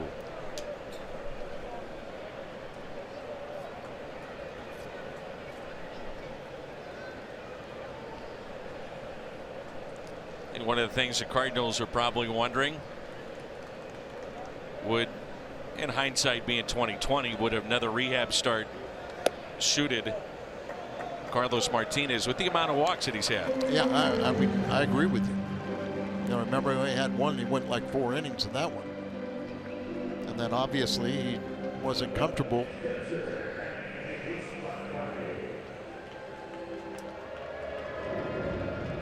It's now 8 walks the Reds have received.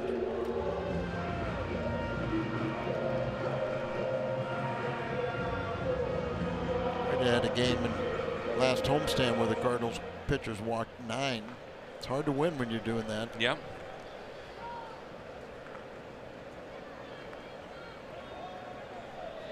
So runner at first, DeSclafani squares to bunt and a check on Jose Peraza.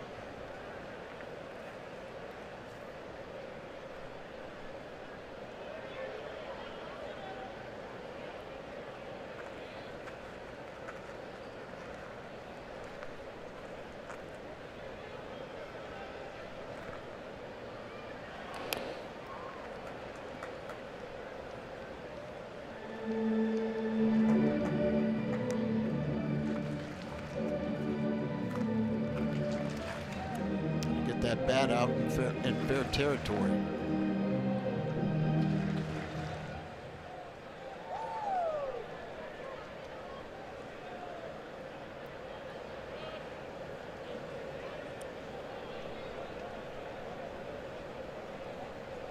Here's the 0-1.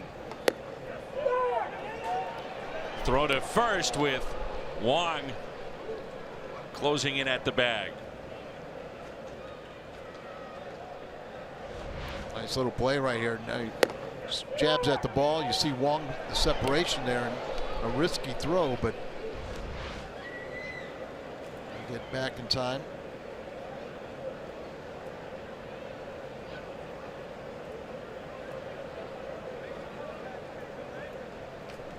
And the 0-2 pitch now to DeSclafani.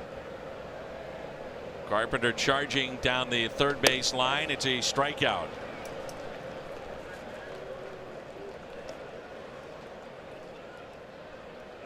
Take a look at our Budweiser What's on Tap upcoming schedule. Homestand begins with San Diego. Off day then on Thursday. Cubs in town on Friday. Cardinals will go out for a 7-game trip, Philly and Milwaukee, and then back home with interleague play. Wrap up the month with Atlanta.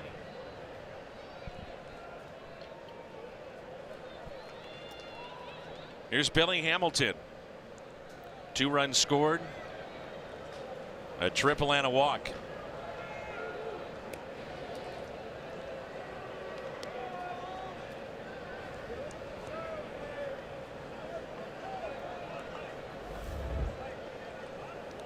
Peraza at first base is a threat to steal, so they're keeping close watch on him.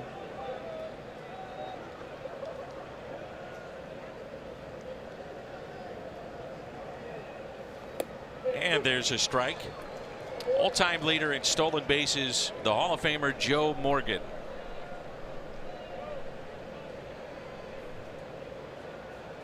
And Billy Hamilton now 6th all-time. Next up for him is Eric Davis.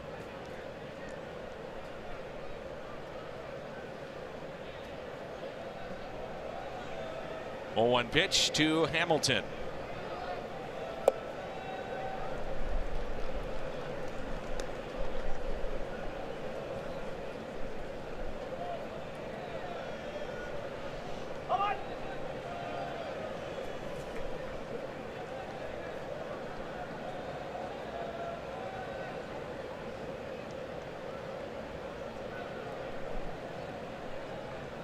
The 1-1. Runner goes. Molina fires to second. Wow.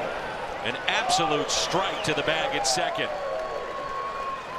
Second caught stealing for Molina behind the plate in this series. And the only 2 this year for the Redbirds.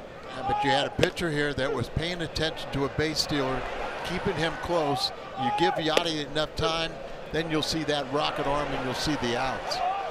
Pitchers have really done a poor job, and just about all those 21 steals before they got one was against the pitchers. Strikeout of Hamilton, and coming up in the 6th of a 5-2 game. Cardinals only down by 3. Greg Garcia coming up. Harrison Bader and Colton Wong.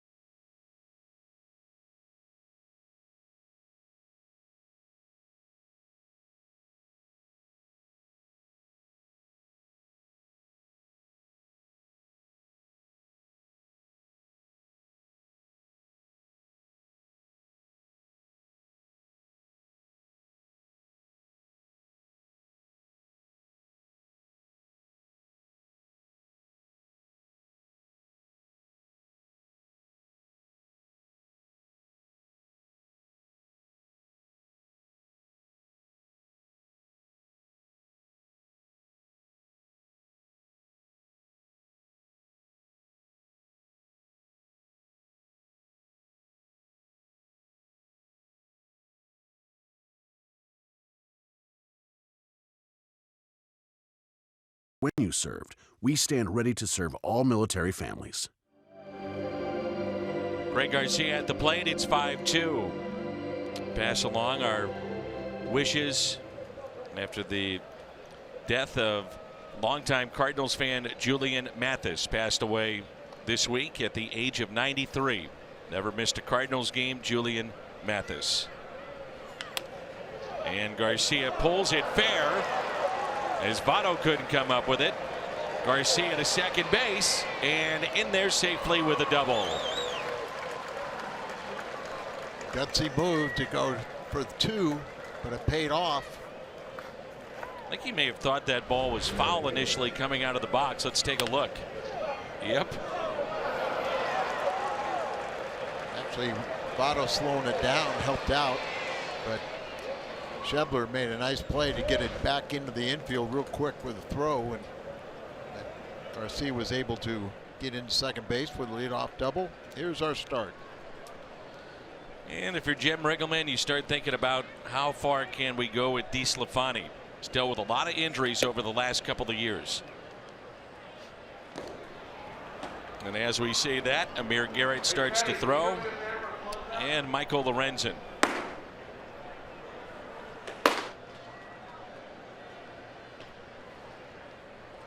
Just a mist falling here at the ballpark. And the 1-0. 2 balls and no strikes.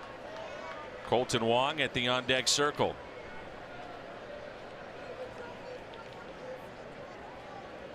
Brett Cecil starting to throw in the Cardinals pen.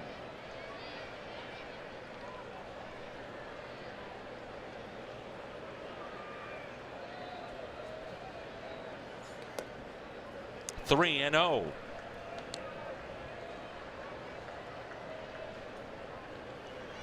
These Red starters have just been averaging slightly over 5 innings for Riggleman. Puts a big burden on the bullpen over the course of the year. And they've thrown a ton down there in the pen.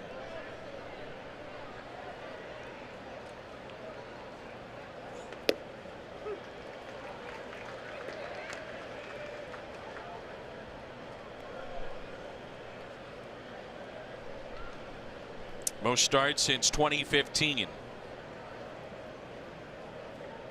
DeSclafani, Finnegan, Bailey, Tim Adelman. 3-1 pitch. Problem is they can't keep these guys healthy. No, I mean, you know, he missed all of last season The year before, he was on the 60-day disabled list, and Tuesday was his first start this year. Brandon Finnegan struggling with the strike zone and was sent down to AAA. Part of the Johnny Cueto deal, and came over from Kansas City. 3-2 pitch.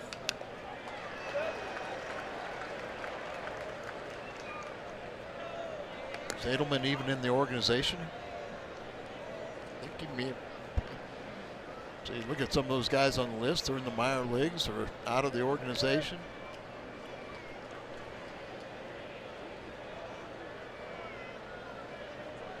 If the Reds could only get some quality pitching in the rotation, they'd have a good ball club.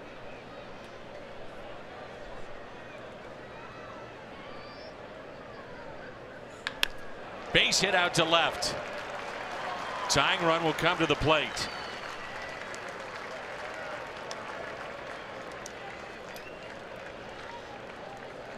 Bader 2 for 3 today. Got an adjustment on a hanger. Well, Jim Riggleman could go to a lefty to face Wong. The Cardinals, if they wanted, could counter then with, let's say, Jed Jerko. And you'd almost have to, do you? Don't you? Luke Voigt is at the on-deck circle. And that's it for DeSclafani. Amir Garrett coming in.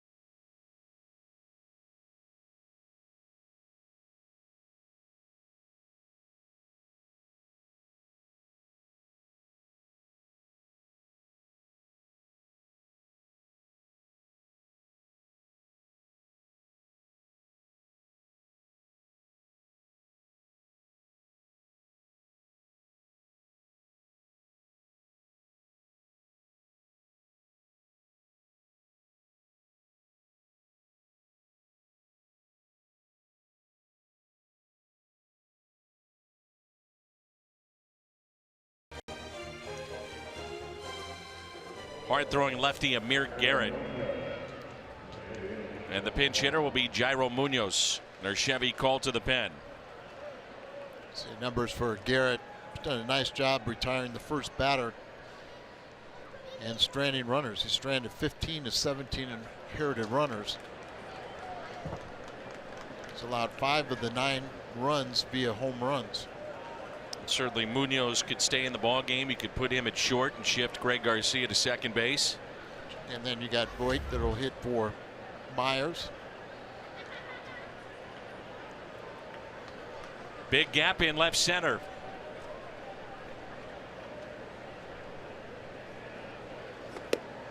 Strike one.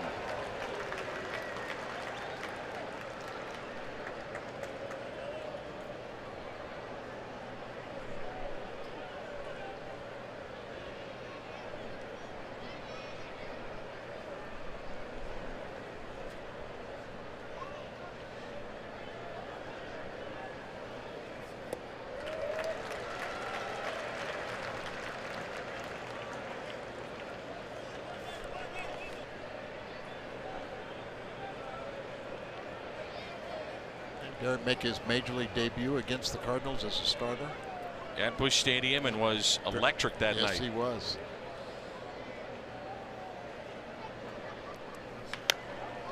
And a fly ball lifted into right field. Schebler with the catch. And a throw that gets by Garrett and into the dugout. Oh, and Garrett went flying in there. He might have hurt himself as he went down those steps, but it looks like he's okay. Trying to save that ball from getting in. How about that throw? And not only do we score 1 run, but Bader gets 2 bases.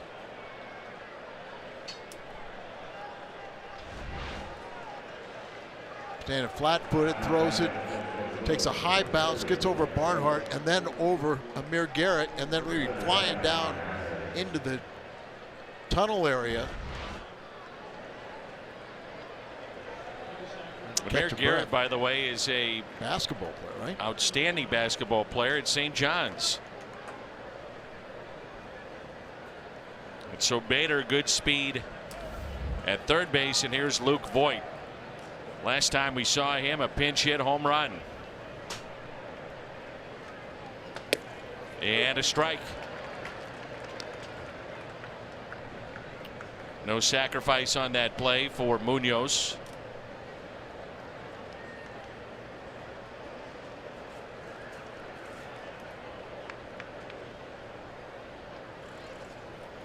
And a pitch in the dirt. 1 ball, 1 strike. Almost got underneath Barnhart.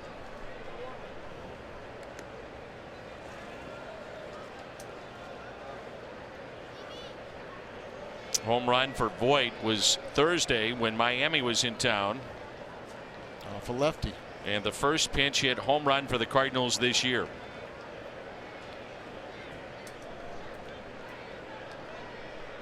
The 1-1 pitch. Voigt didn't like that.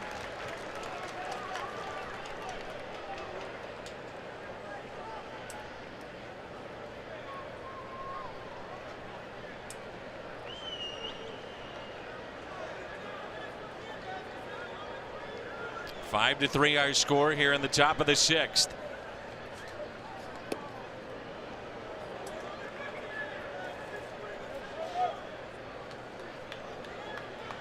That was nearly the identical pitch we saw 2 ago that was called a strike. He's done a nice job as pitch hitting. Up the middle, but back to Garrett. And Bader in a rundown between home and third. Voigt to second base. Bader still running. And still running.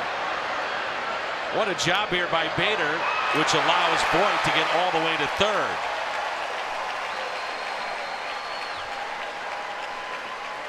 Check that. Voigt stayed at second.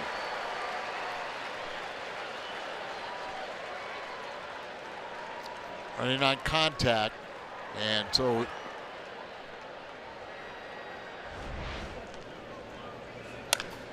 he thinks it's going to go here, but you know, you're going on contact, you're going to you take off. Then he stays in the rundown long enough, she said, for Luke Voigt to get all the way to second base. Did not execute this very well. Goes 1, 2, 5, 3, 6, 1. Mentioned that Garrett's a basketball player. He needed every bit that long wingspan that he's got to get that ball. Garrett was limping a bit. Bader was limping off the field. This has just been an odd game.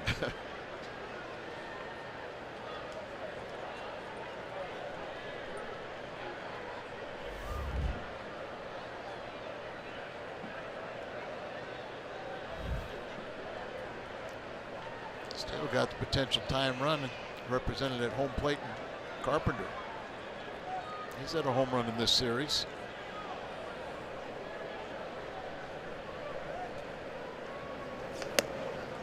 We saw both Garrett and Bader limping. Garrett could be from the previous play too, but here it is. The right foot digging into the Well, I think like he almost got him on the knee. Yeah. A ball and a strike.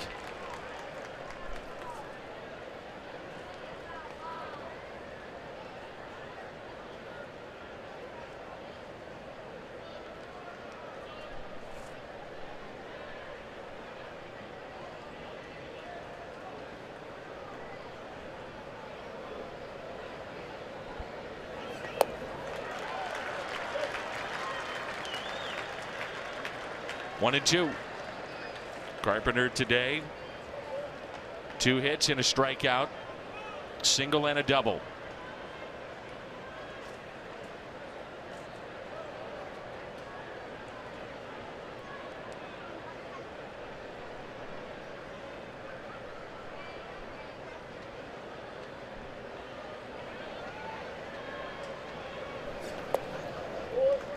Two and two.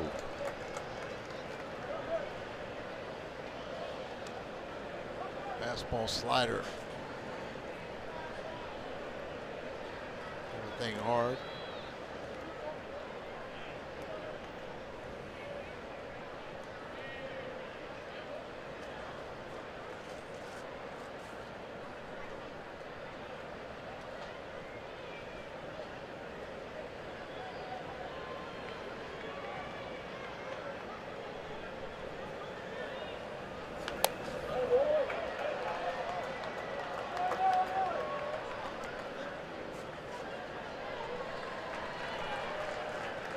That one off in, down and in.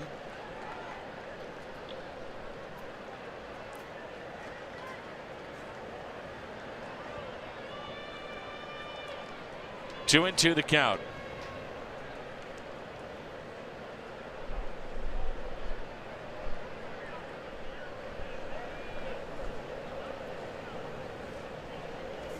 And he struck him out. 97 up in the zone.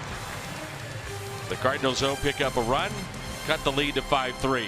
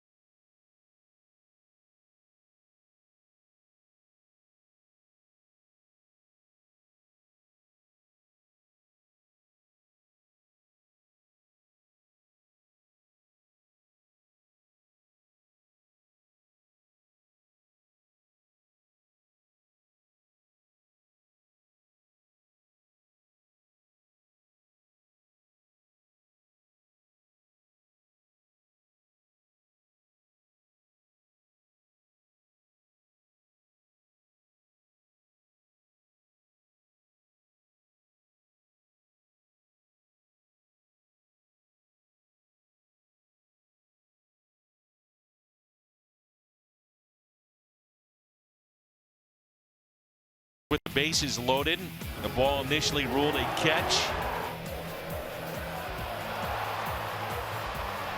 Billy Hamilton with 2 outfield assists, one of those to get Carlos Martinez. We thought that ball hit the batter. Hamilton went from first to third. Ruled safe. This ball goes into the dugout. Watch Amir Garrett.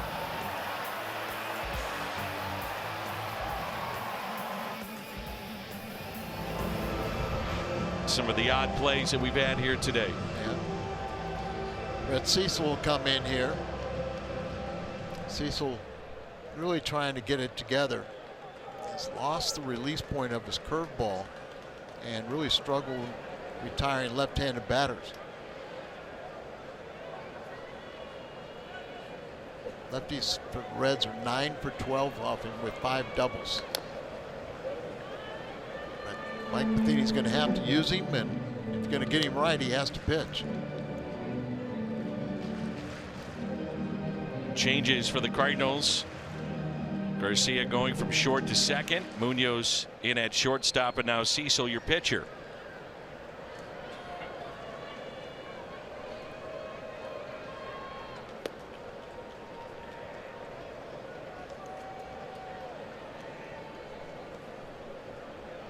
Cecil's right and has that curveball working. He'll use it about 50% or more, and it's a good curveball. Just drops straight off the table. Here's a 1-1. Just haven't seen the consistency with it. And your best pitch, and you feel going out there naked when you don't have it.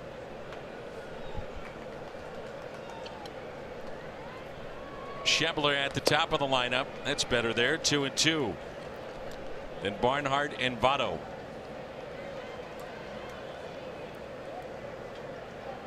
It's a knuckle curveball that he throws.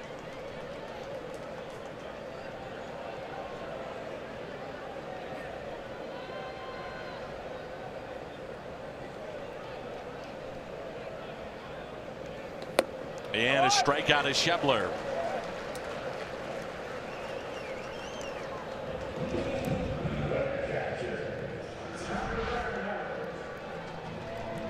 Just throws it up there, and he goes and chases it.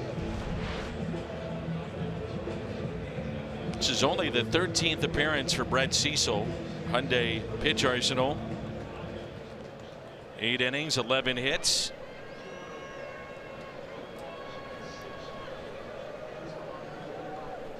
And a pitch in the dirt.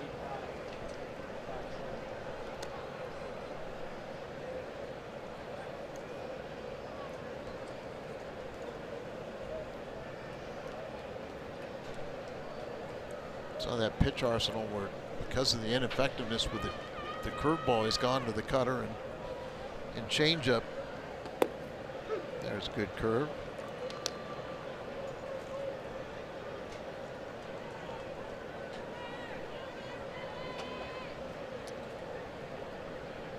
A ball and a strike with 1 out. Nobody on for the Reds, leading by 2 runs. Barnhart is a single and a pair of walks. Cutter there.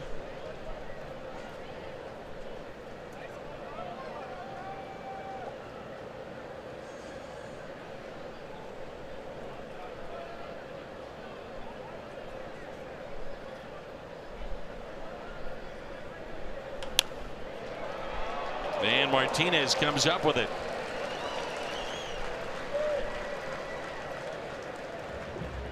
Two away.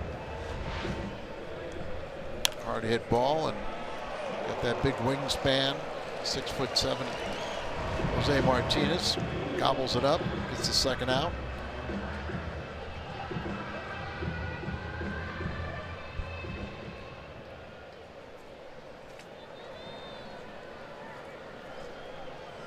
Joey Votto with 3 walks.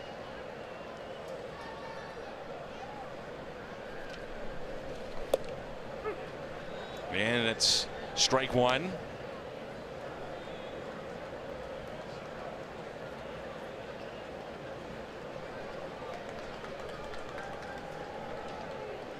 Now has 45 walks on the year. On base percentage near .450. Typical year for him.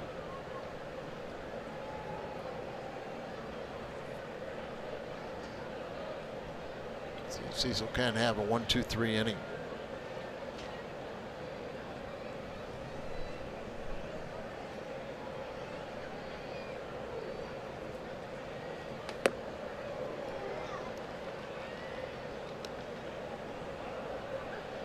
Cecil's got the first 2. Schebler was hitting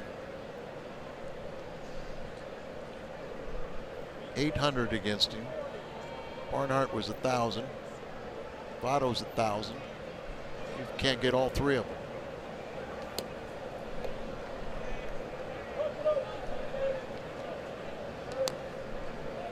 Three and one.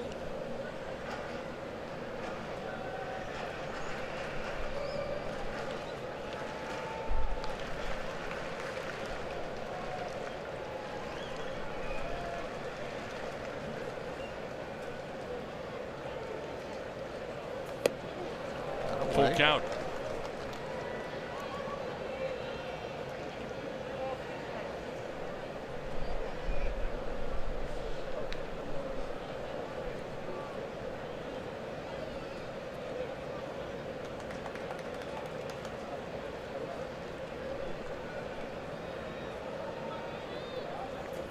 And he walked him. So the fourth time that Votto is on base.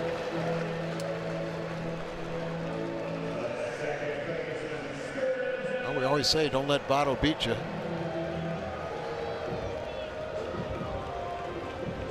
It's now 9 walks the Reds have received. 7 by Martinez, 1 by Myers, and now 1 by Cecil.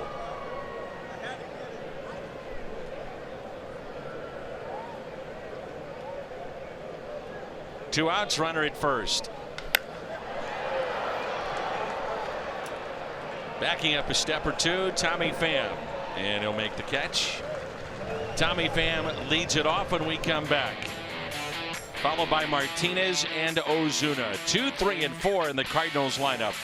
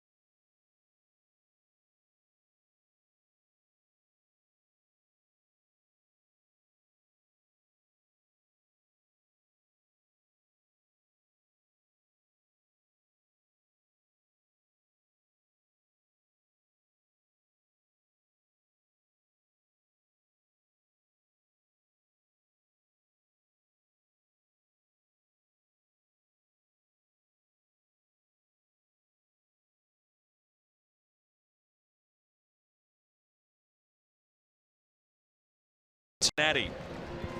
And the Reds trying to salvage a game in this series. They have a 2-run lead. This will be his 8th appearance, 2nd time in this series. It's our Chevy call to the pen.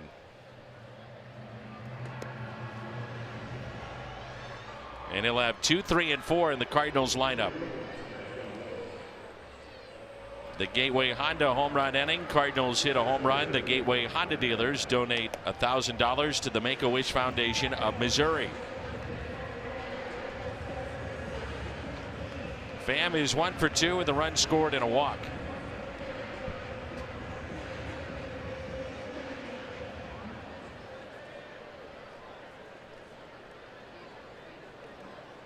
Tommy's sitting on 9 home runs. That ties Jose Martinez for the lead, club lead.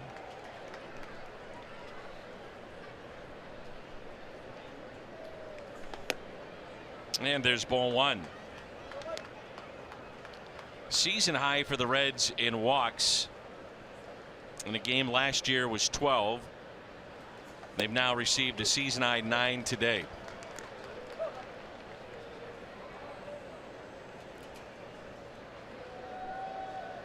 Walk 9 and it's tough to win. Yep. Yet the Cardinals are only down by 2. Also talked about it's tough for this team to win, the Cardinals to win, when they don't hit a home run. They're 3-15. Carlos Martinez, 96 pitches today, 3 2/3, 7 walks, 5 strikeouts, gave up 5 runs, all earned. That's taken low. Lorenzen looks back at our own plate umpire Jerry Davis. And the 3-2 pitch. Out to center. There's one away. Want to buy or sell tickets at the last minute? Get the StubHub app where you can grab 100% MLB verified tickets until the first pitch, or sell your tickets to another fan. The StubHub app. Get it today. Official partner of your Cardinals.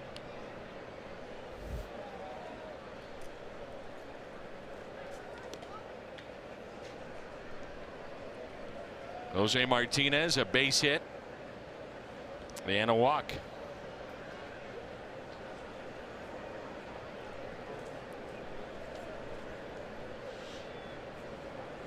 Grounded into a fielder's choice as well. Hits that a ton out to left field. It's off the top of the wall, and he's going to be held to a single. Made the right decision too, holding up with the single. And again, the tying run comes to the plate. First time up. It's 106 miles per hour off the bat. I was going to say, the first time up, he hit a ball hard like this and tried to stretch it into a double and was thrown out at second. So this time he holds it first on a long single. See if Marcel can't bring him in. Who's 2 feet away from his 4th day with a home run. Here's Ozuna.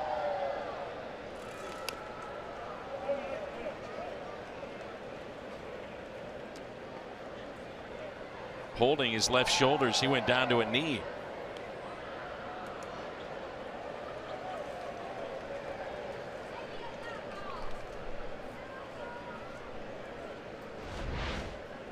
Says he's okay, but awkward swing. First you thought it was his right arm where he was holding it, but it's the left one shoulder. A ball and a strike.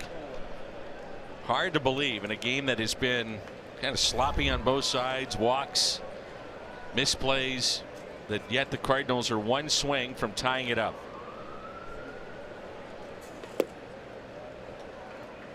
Two and one.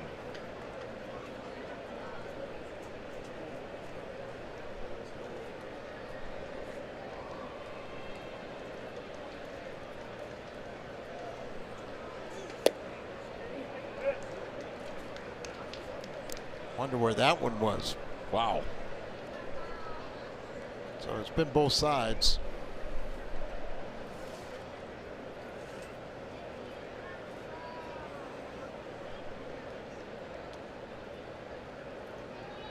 Three 1 pitch.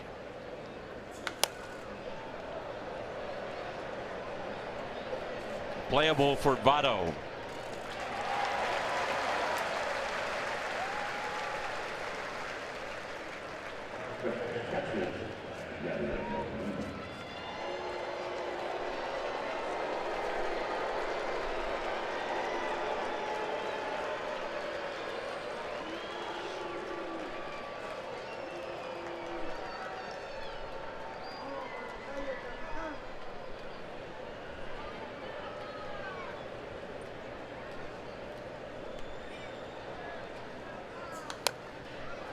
It's fouled back. Strike one on Molina. Picked up an RBI back in the third.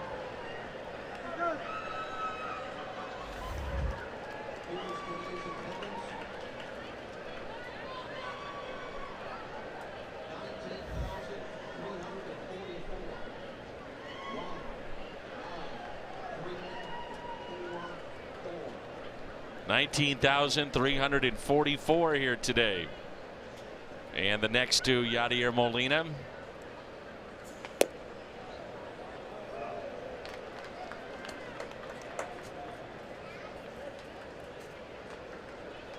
It's the third time that Lorenzen has looked back or even just looked into home plate saying, where is the strike zone? 2 strikes now on Molina.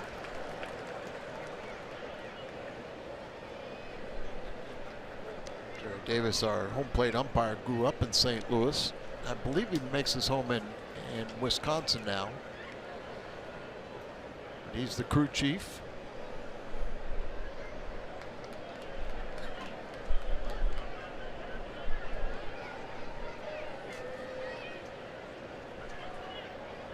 And the 1-2.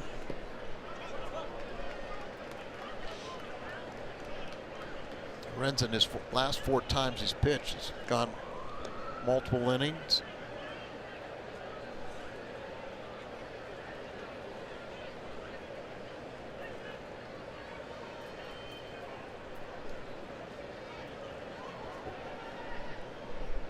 Martinez, the runner at first base, and a 2-2 pitch to Yadier Molina.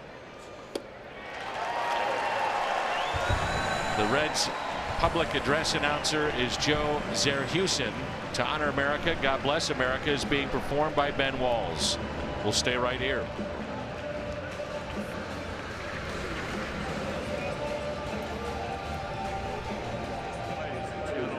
This time we ask that you please stand, kindly remove your hats and face the American flag. Major League Baseball, the Reds and the Cardinals salute the men and women of our armed forces, as well as those who serve to protect in our local police and fire departments.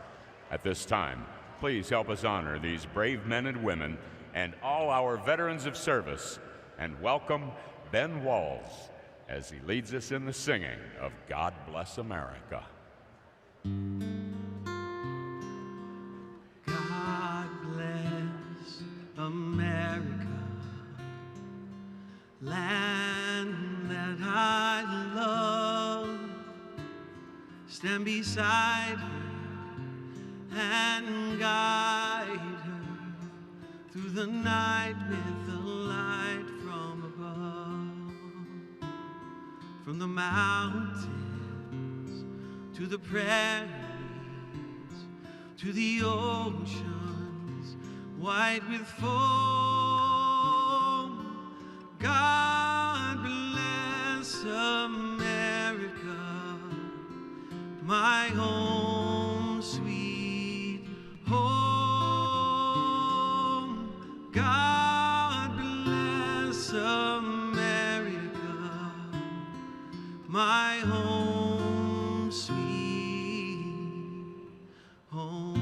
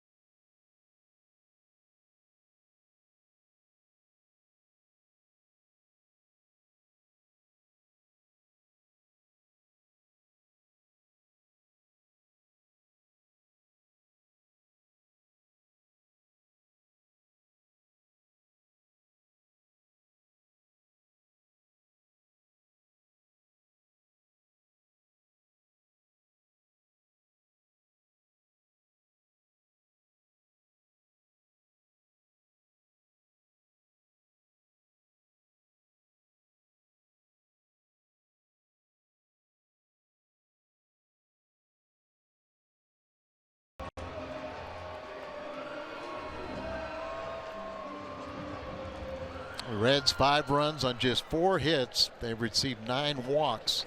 Brett Cecil back for his second inning of work. Suarez.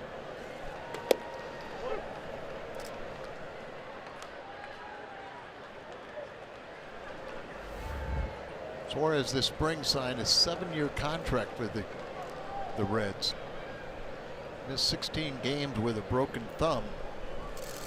He had his numbers after a great May. 8 home runs, 29 RBIs in May. He has 1 RBI today. His total is up to 48. So inning number 2 now for Brett Cecil. 5-3 our score. And there's a strike. 1-2. And you look at that line score. Reds have 5 runs on just 4 hits. Cardinals about hit them 11-4, and yet trail by 2.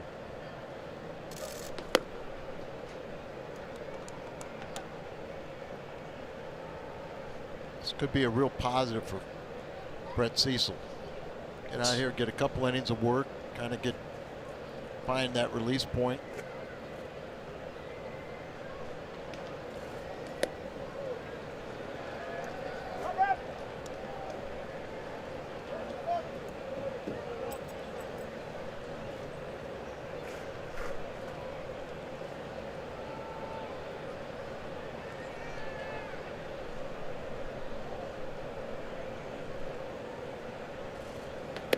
And a leadoff walk. Second walk by Cecil, 10th walk by Cardinal pitching.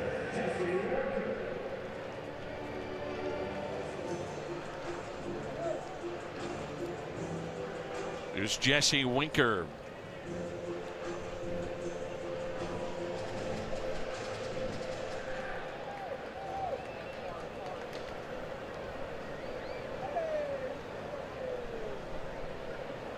For 3 today.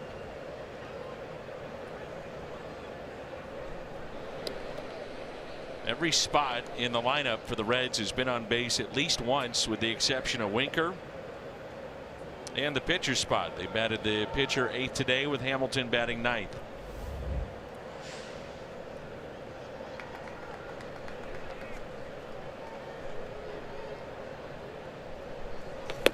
And ball 1.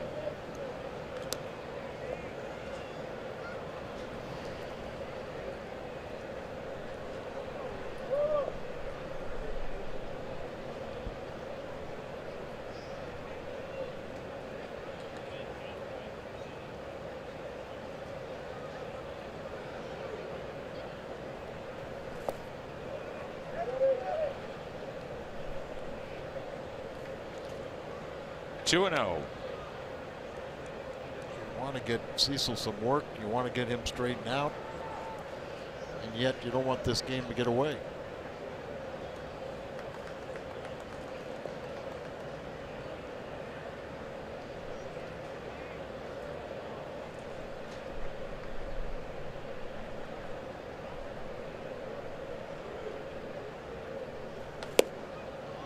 Three and 0.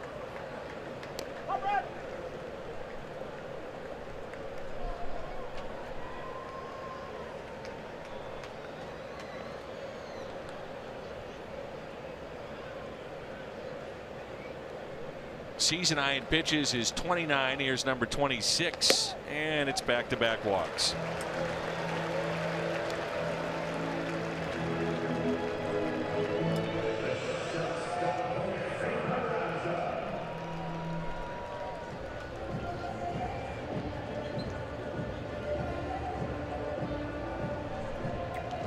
Season high.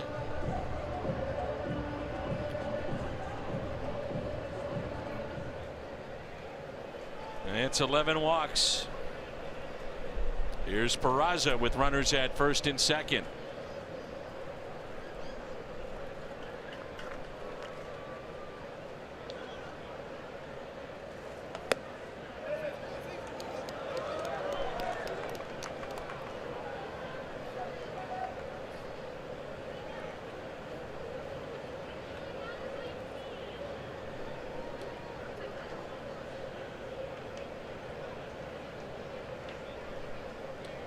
Nobody up and throwing in the Cardinals pen. Here's a 1-0 pitch. 2-0.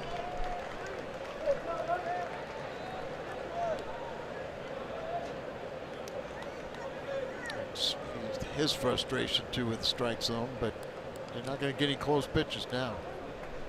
Maybe some frustration with himself too. And I talked to him the other day, and he is frustrated, and he's putting it all on his own shoulders. That's fouled back. Back-to-back walks, 2-0, and Peraza swinging.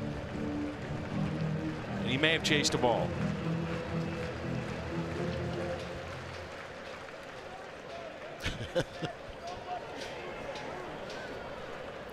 I think Jack Buck's there right now. Yeah. The 2-1 pitch. 3-1. Brebbia is starting to throw.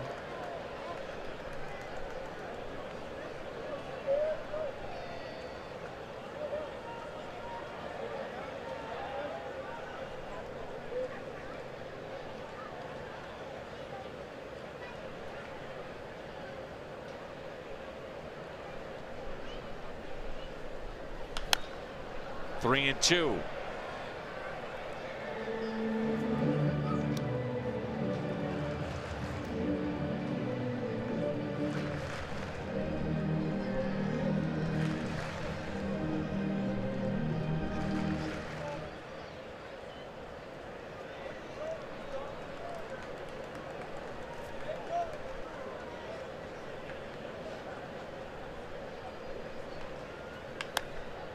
Fly ball into right. Bader near the line and with the catch. May have chased another ball too.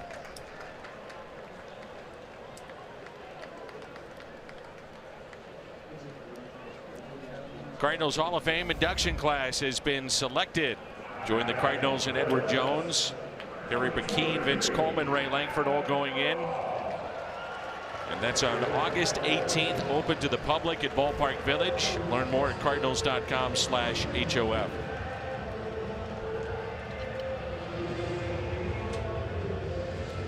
Brings in Adam Duvall.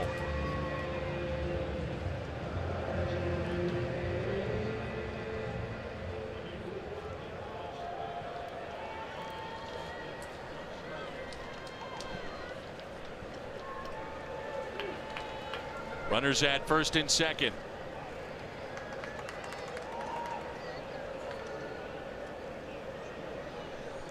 First pitch to Duvall is a strike. Ball only batting 187, but he's starting to come out of it. Last four starts, 357.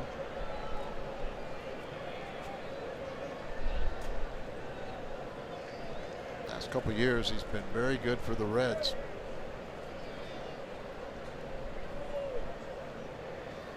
That's behind him. And Cecil is going to be able to get a run and maybe an out here. Just run him back, run him all the way back. Yep. So he gets the runner there. Cecil was upset, had spun away as the ball got away from Yadier Molina, and it turns out to be an out.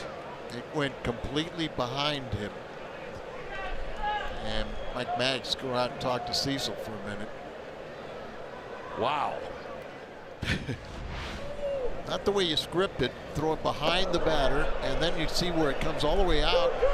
The runner's caught in between. The runner at first base had gone all the way to second, so you just run him all the way back and get the out. Those Mike Maddox always puts a hand on, usually on the shoulder. Says that part of it, I'm trying to feel the pulse, see if I can slow it down if it's racing a little bit. Well, now Brett Cecil is 1 out away from two scoreless innings. It's a positive you got to take out of it.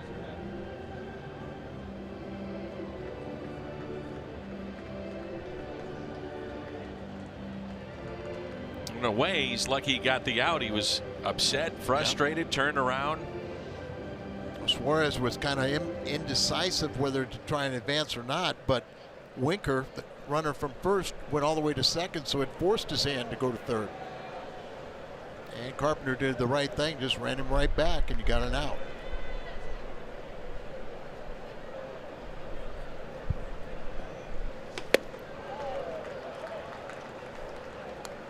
One ball and 2 strikes.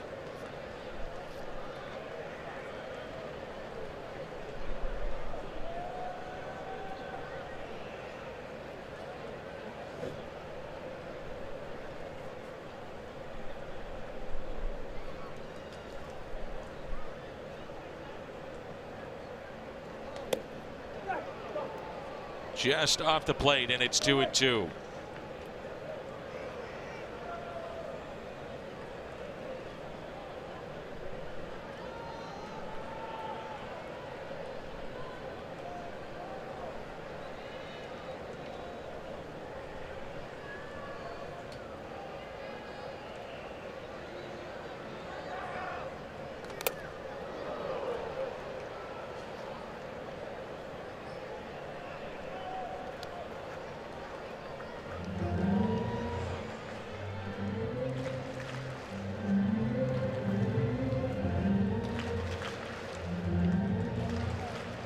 Cardinals with a season high 11 walks allowed. They've actually out-hit the Reds 11-4, but trail 5-3. Tapped foul again. Why do you think I hide in the corner now?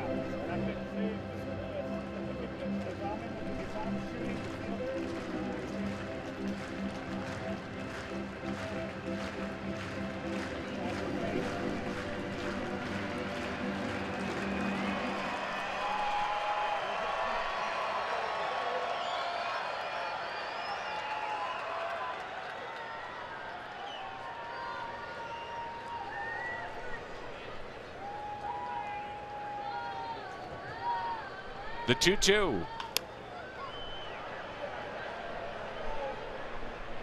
Munoz will give it a look, and it's out of play. I mean, if you're Mike Matheny and the Cardinals, it's how you have to look at it. Is that Brett Cecil is 1 strike away from 2 scoreless innings. 2 scoreless innings, Jim. Doesn't give up a hit. That's not the prettiest 2 scoreless we've seen, but we still need 1 more strike, but may get it here. Anything's a positive. Just pitching 2 innings is going to help him.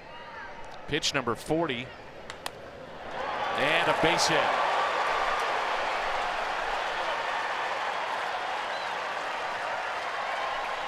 Run scores to make it 6-3.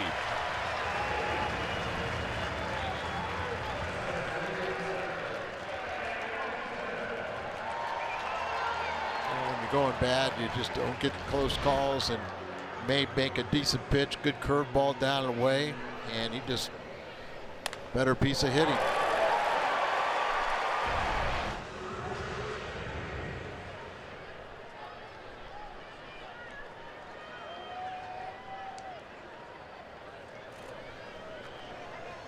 So 2 outs and a runner at first. Pulled foul. Billy Hamilton at the plate. Triple, walk, 2 runs scored. Also struck out back in the 5th.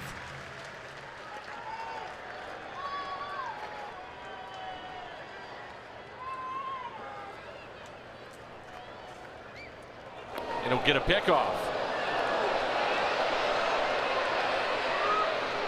They tag out Duvall, and that's how the inning comes to a close. This is one weird day.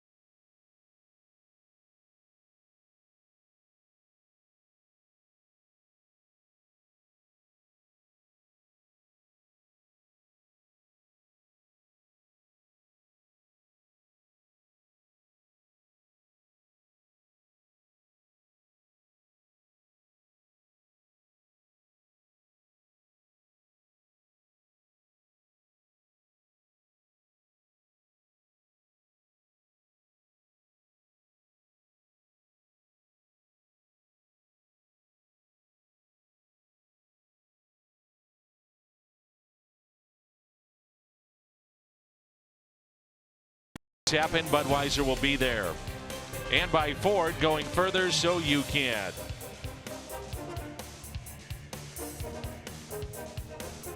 So the Cardinals with 11 hits, but they've issued 11 walks. And they trail by the score of 6-3.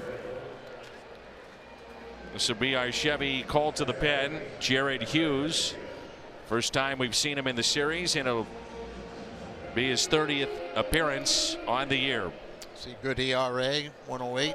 He has not allowed a run in any of his last 13 appearances. And that covers 16 1/3 innings. Over a month last time he gave up a run. There's Duvall, who's the pinch hitter, stays in to play left field. Here's Greg Garcia. We're at the top of the 8th, 6-3 our score.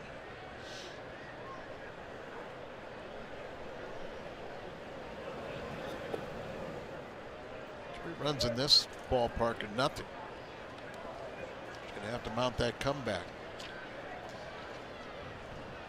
We've seen some good comebacks in this town, this ballpark.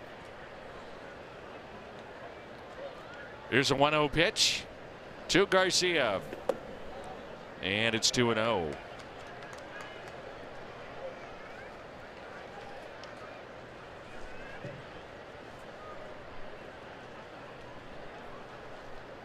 Greg Garcia with a double and a run scored back in the 6th. Pulled the Cardinals to 5-3. One point they led the ball game 2-0. It was 2-1, and then a 4-run 4th inning for Cincinnati. 2 balls and a strike. Garcia, if you just joined us, made the start today at shortstop. Now has moved to second base. That's low, 3-1. Bader on deck. After that, Jairo Munoz.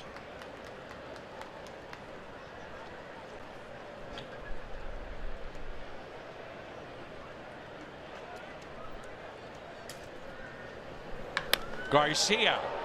High fly ball, right center. Hamilton back and makes the catch.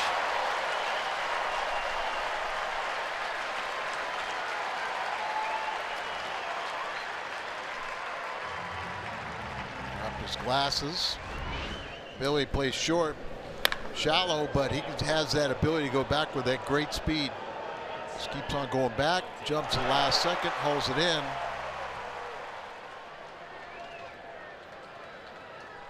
Garcia frustrated. Cardinals have seen a lot of Jared Hughes. He's been in the Central Division all those years with the Pirates, and then last year with Milwaukee, now with Cincinnati.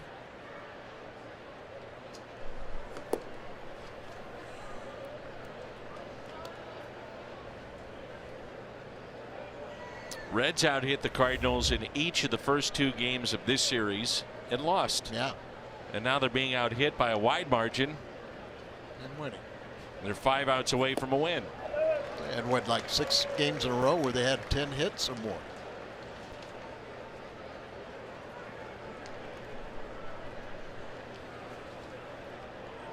Funny game at times, isn't it? Mm-hmm.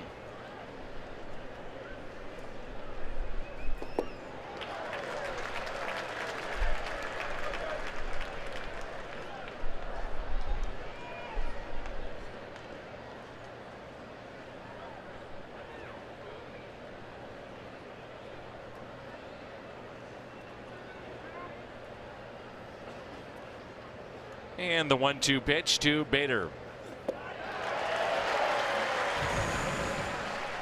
Saturday, June 30th, 30,000 fans 16 and older take home a Carlos Martinez mystery hair bobblehead courtesy of AT&T.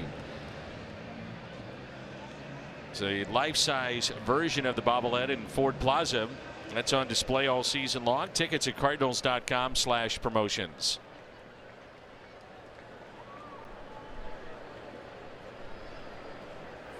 Now Jairo Munoz with 2 outs and nobody on.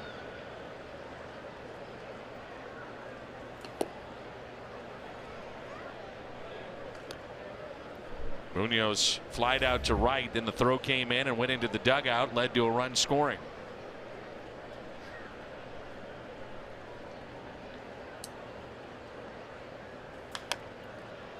Is Greg Garcia your runner?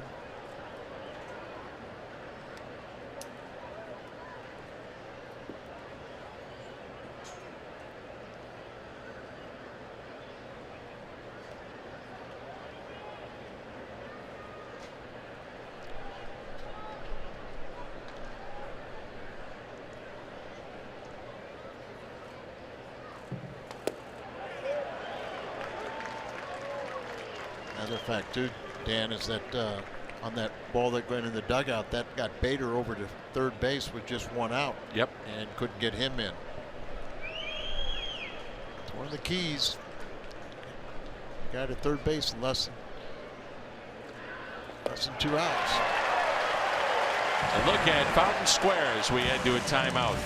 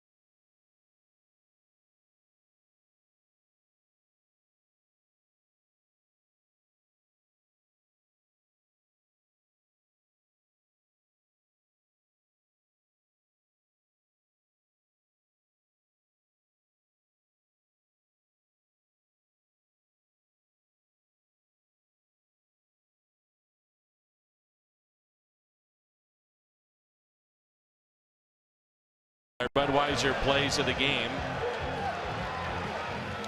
We thought that may have hit the batter. Instead, it's a wild pitch. Hamilton would wind up at third, eventually came around to score 4 runs in the inning. The difference in our game today. And these are your Budweiser plays of the game. Martinez walked 7. Cardinals have walked 11 today. And now John Brebbia. Brebbia picked up his second save on Friday night, ending that game in extra innings. He's not allowed a run over his last 5 appearances.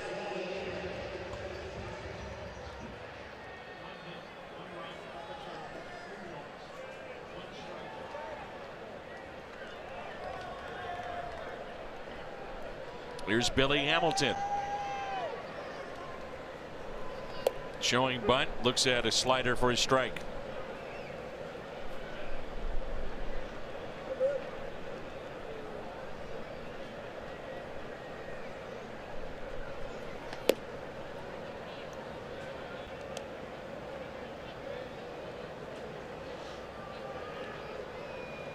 A triple and a walk, couple runs scored today for Hamilton. The 1-1 pitch, good fastball.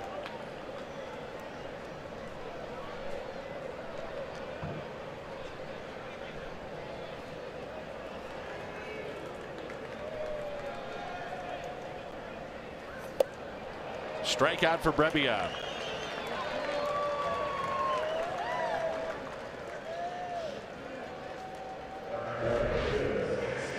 Just going right after him.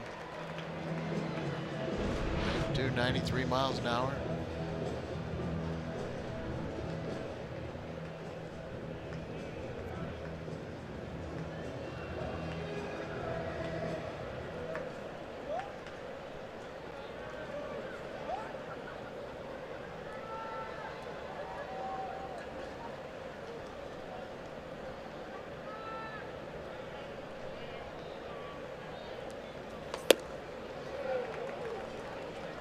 Cardinals some changes defensively as Brebbia in. Garcia moved to third base from second, and Jed Jerko now at second base.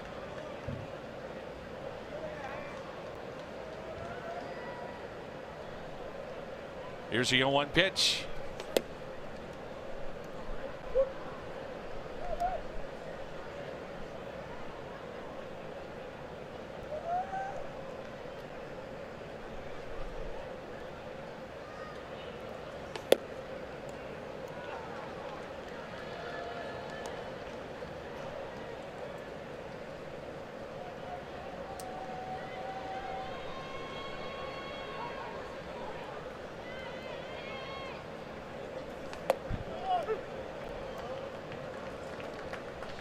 Two and two.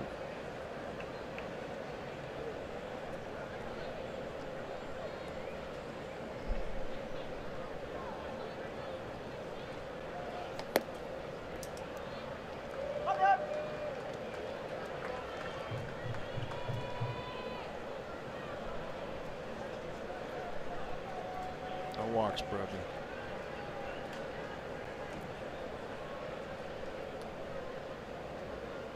3-2 pitch. Lifted in the air to right. And the catch made. Could beat the summer heat on Sunday, July 1st. That day, 30,000 fans 16 and older take home an adult bucket hat courtesy of Coca-Cola. And kids 15 and younger entering with a ticket receive a kids bucket hat courtesy of Powerade.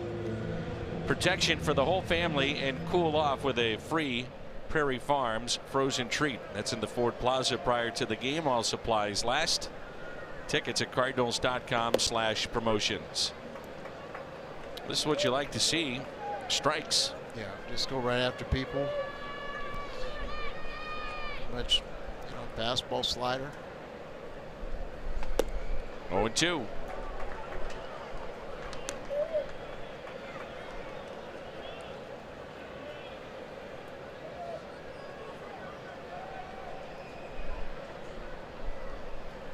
And a strikeout for Brebbia, 2 in the inning.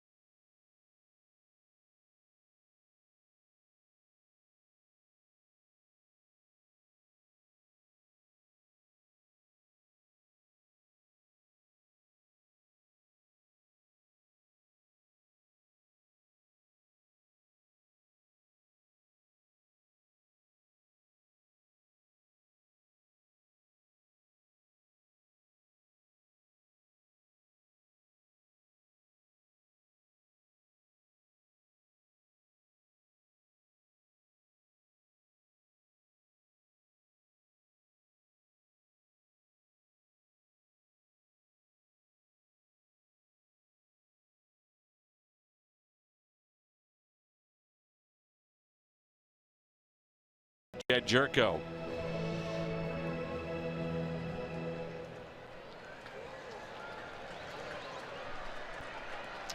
Both sides have struck out 10 times, but when the Cardinals strike out 10 times and walk 11, not a good scenario. do have 11 hits, but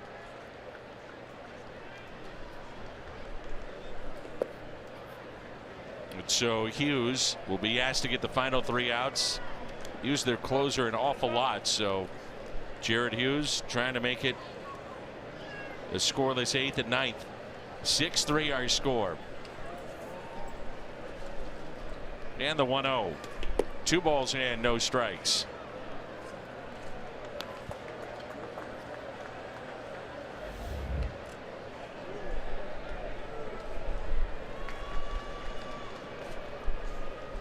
he was trying to pick up his 4th save of the year. He had 4 total saves in his career coming into this year.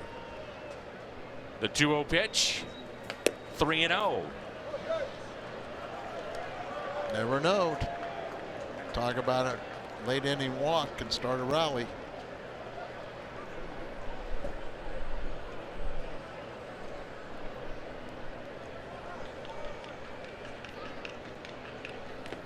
And 4 straight, and he walks Jerko with a 3-run lead here in the 9th. That's how rallies start. Jerko is only 2 for 13 off him also.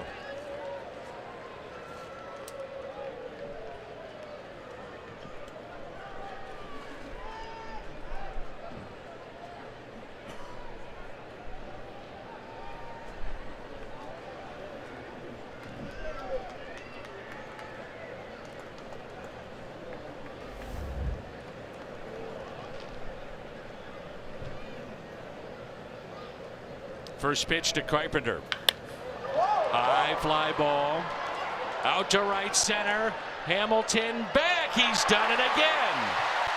Almost the identical catch and spot where he took a hit away from Greg Garcia.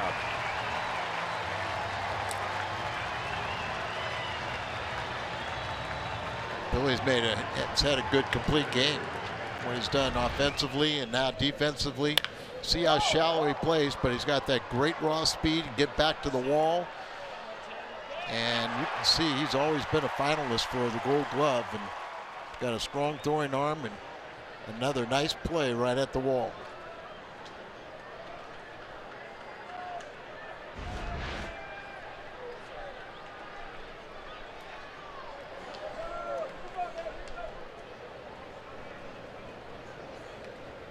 Here's Tommy Pham.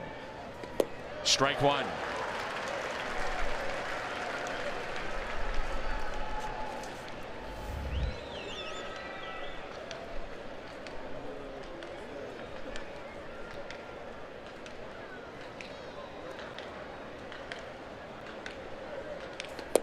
Oh, 2.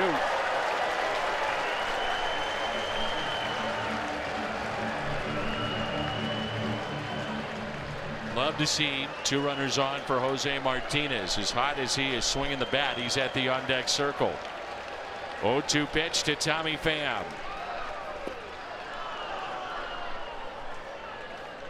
Somehow Tommy get on base, and let's see that scenario. Not holding Jerko on basically, so they have to be a hard hit ball to turn 2 to get that lead man. And the 1-2 pitch. It's foul ball.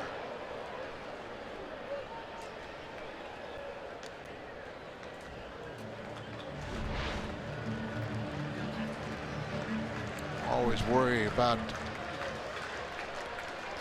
getting hit in the hand. Have another Paul DeYoung injury, but hit the knob there for a foul ball.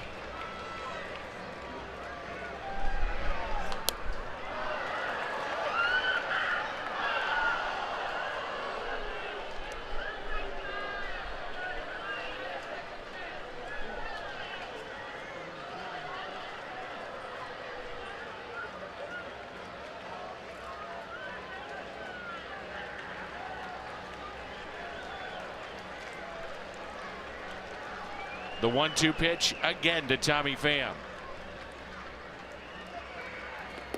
2-2.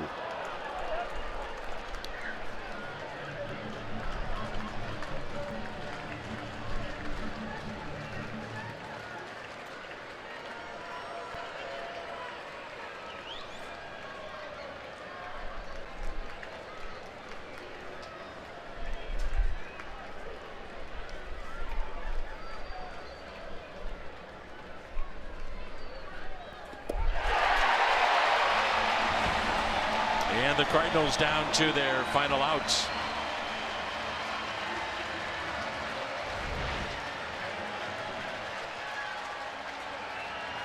Awkward swing there.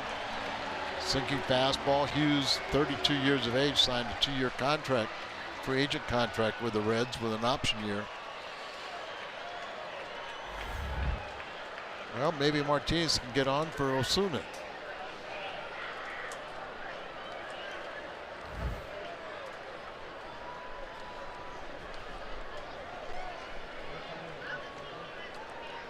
Jose 5 for 9 in the series. Jerka will take second base and a strike.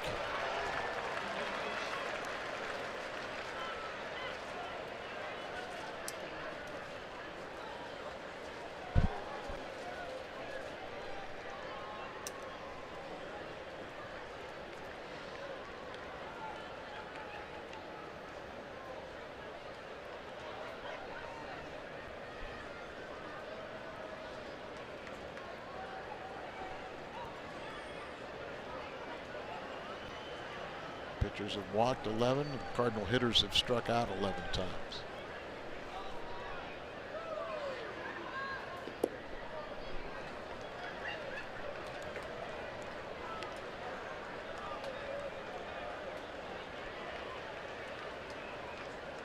Two singles and a walk today for Jose Martinez. Playing him straight away in the outfield. Near the line at third base. Votto way off the line at first. The 1-1. It's the second time that the bat has almost come out of the hands of Jose Martinez.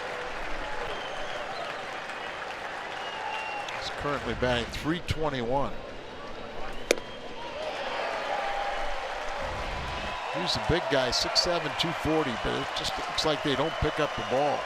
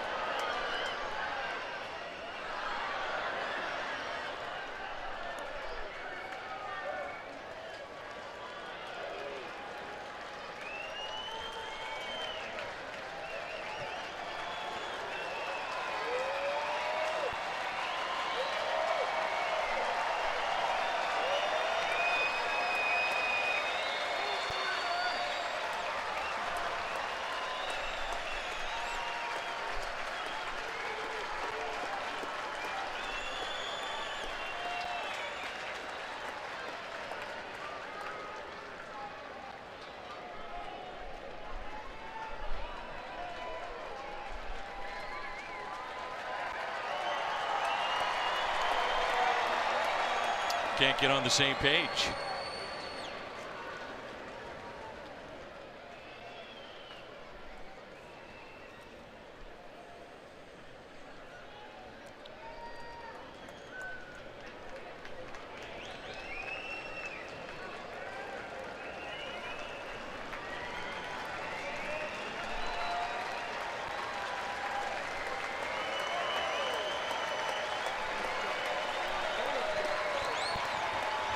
The 1-2 pitch.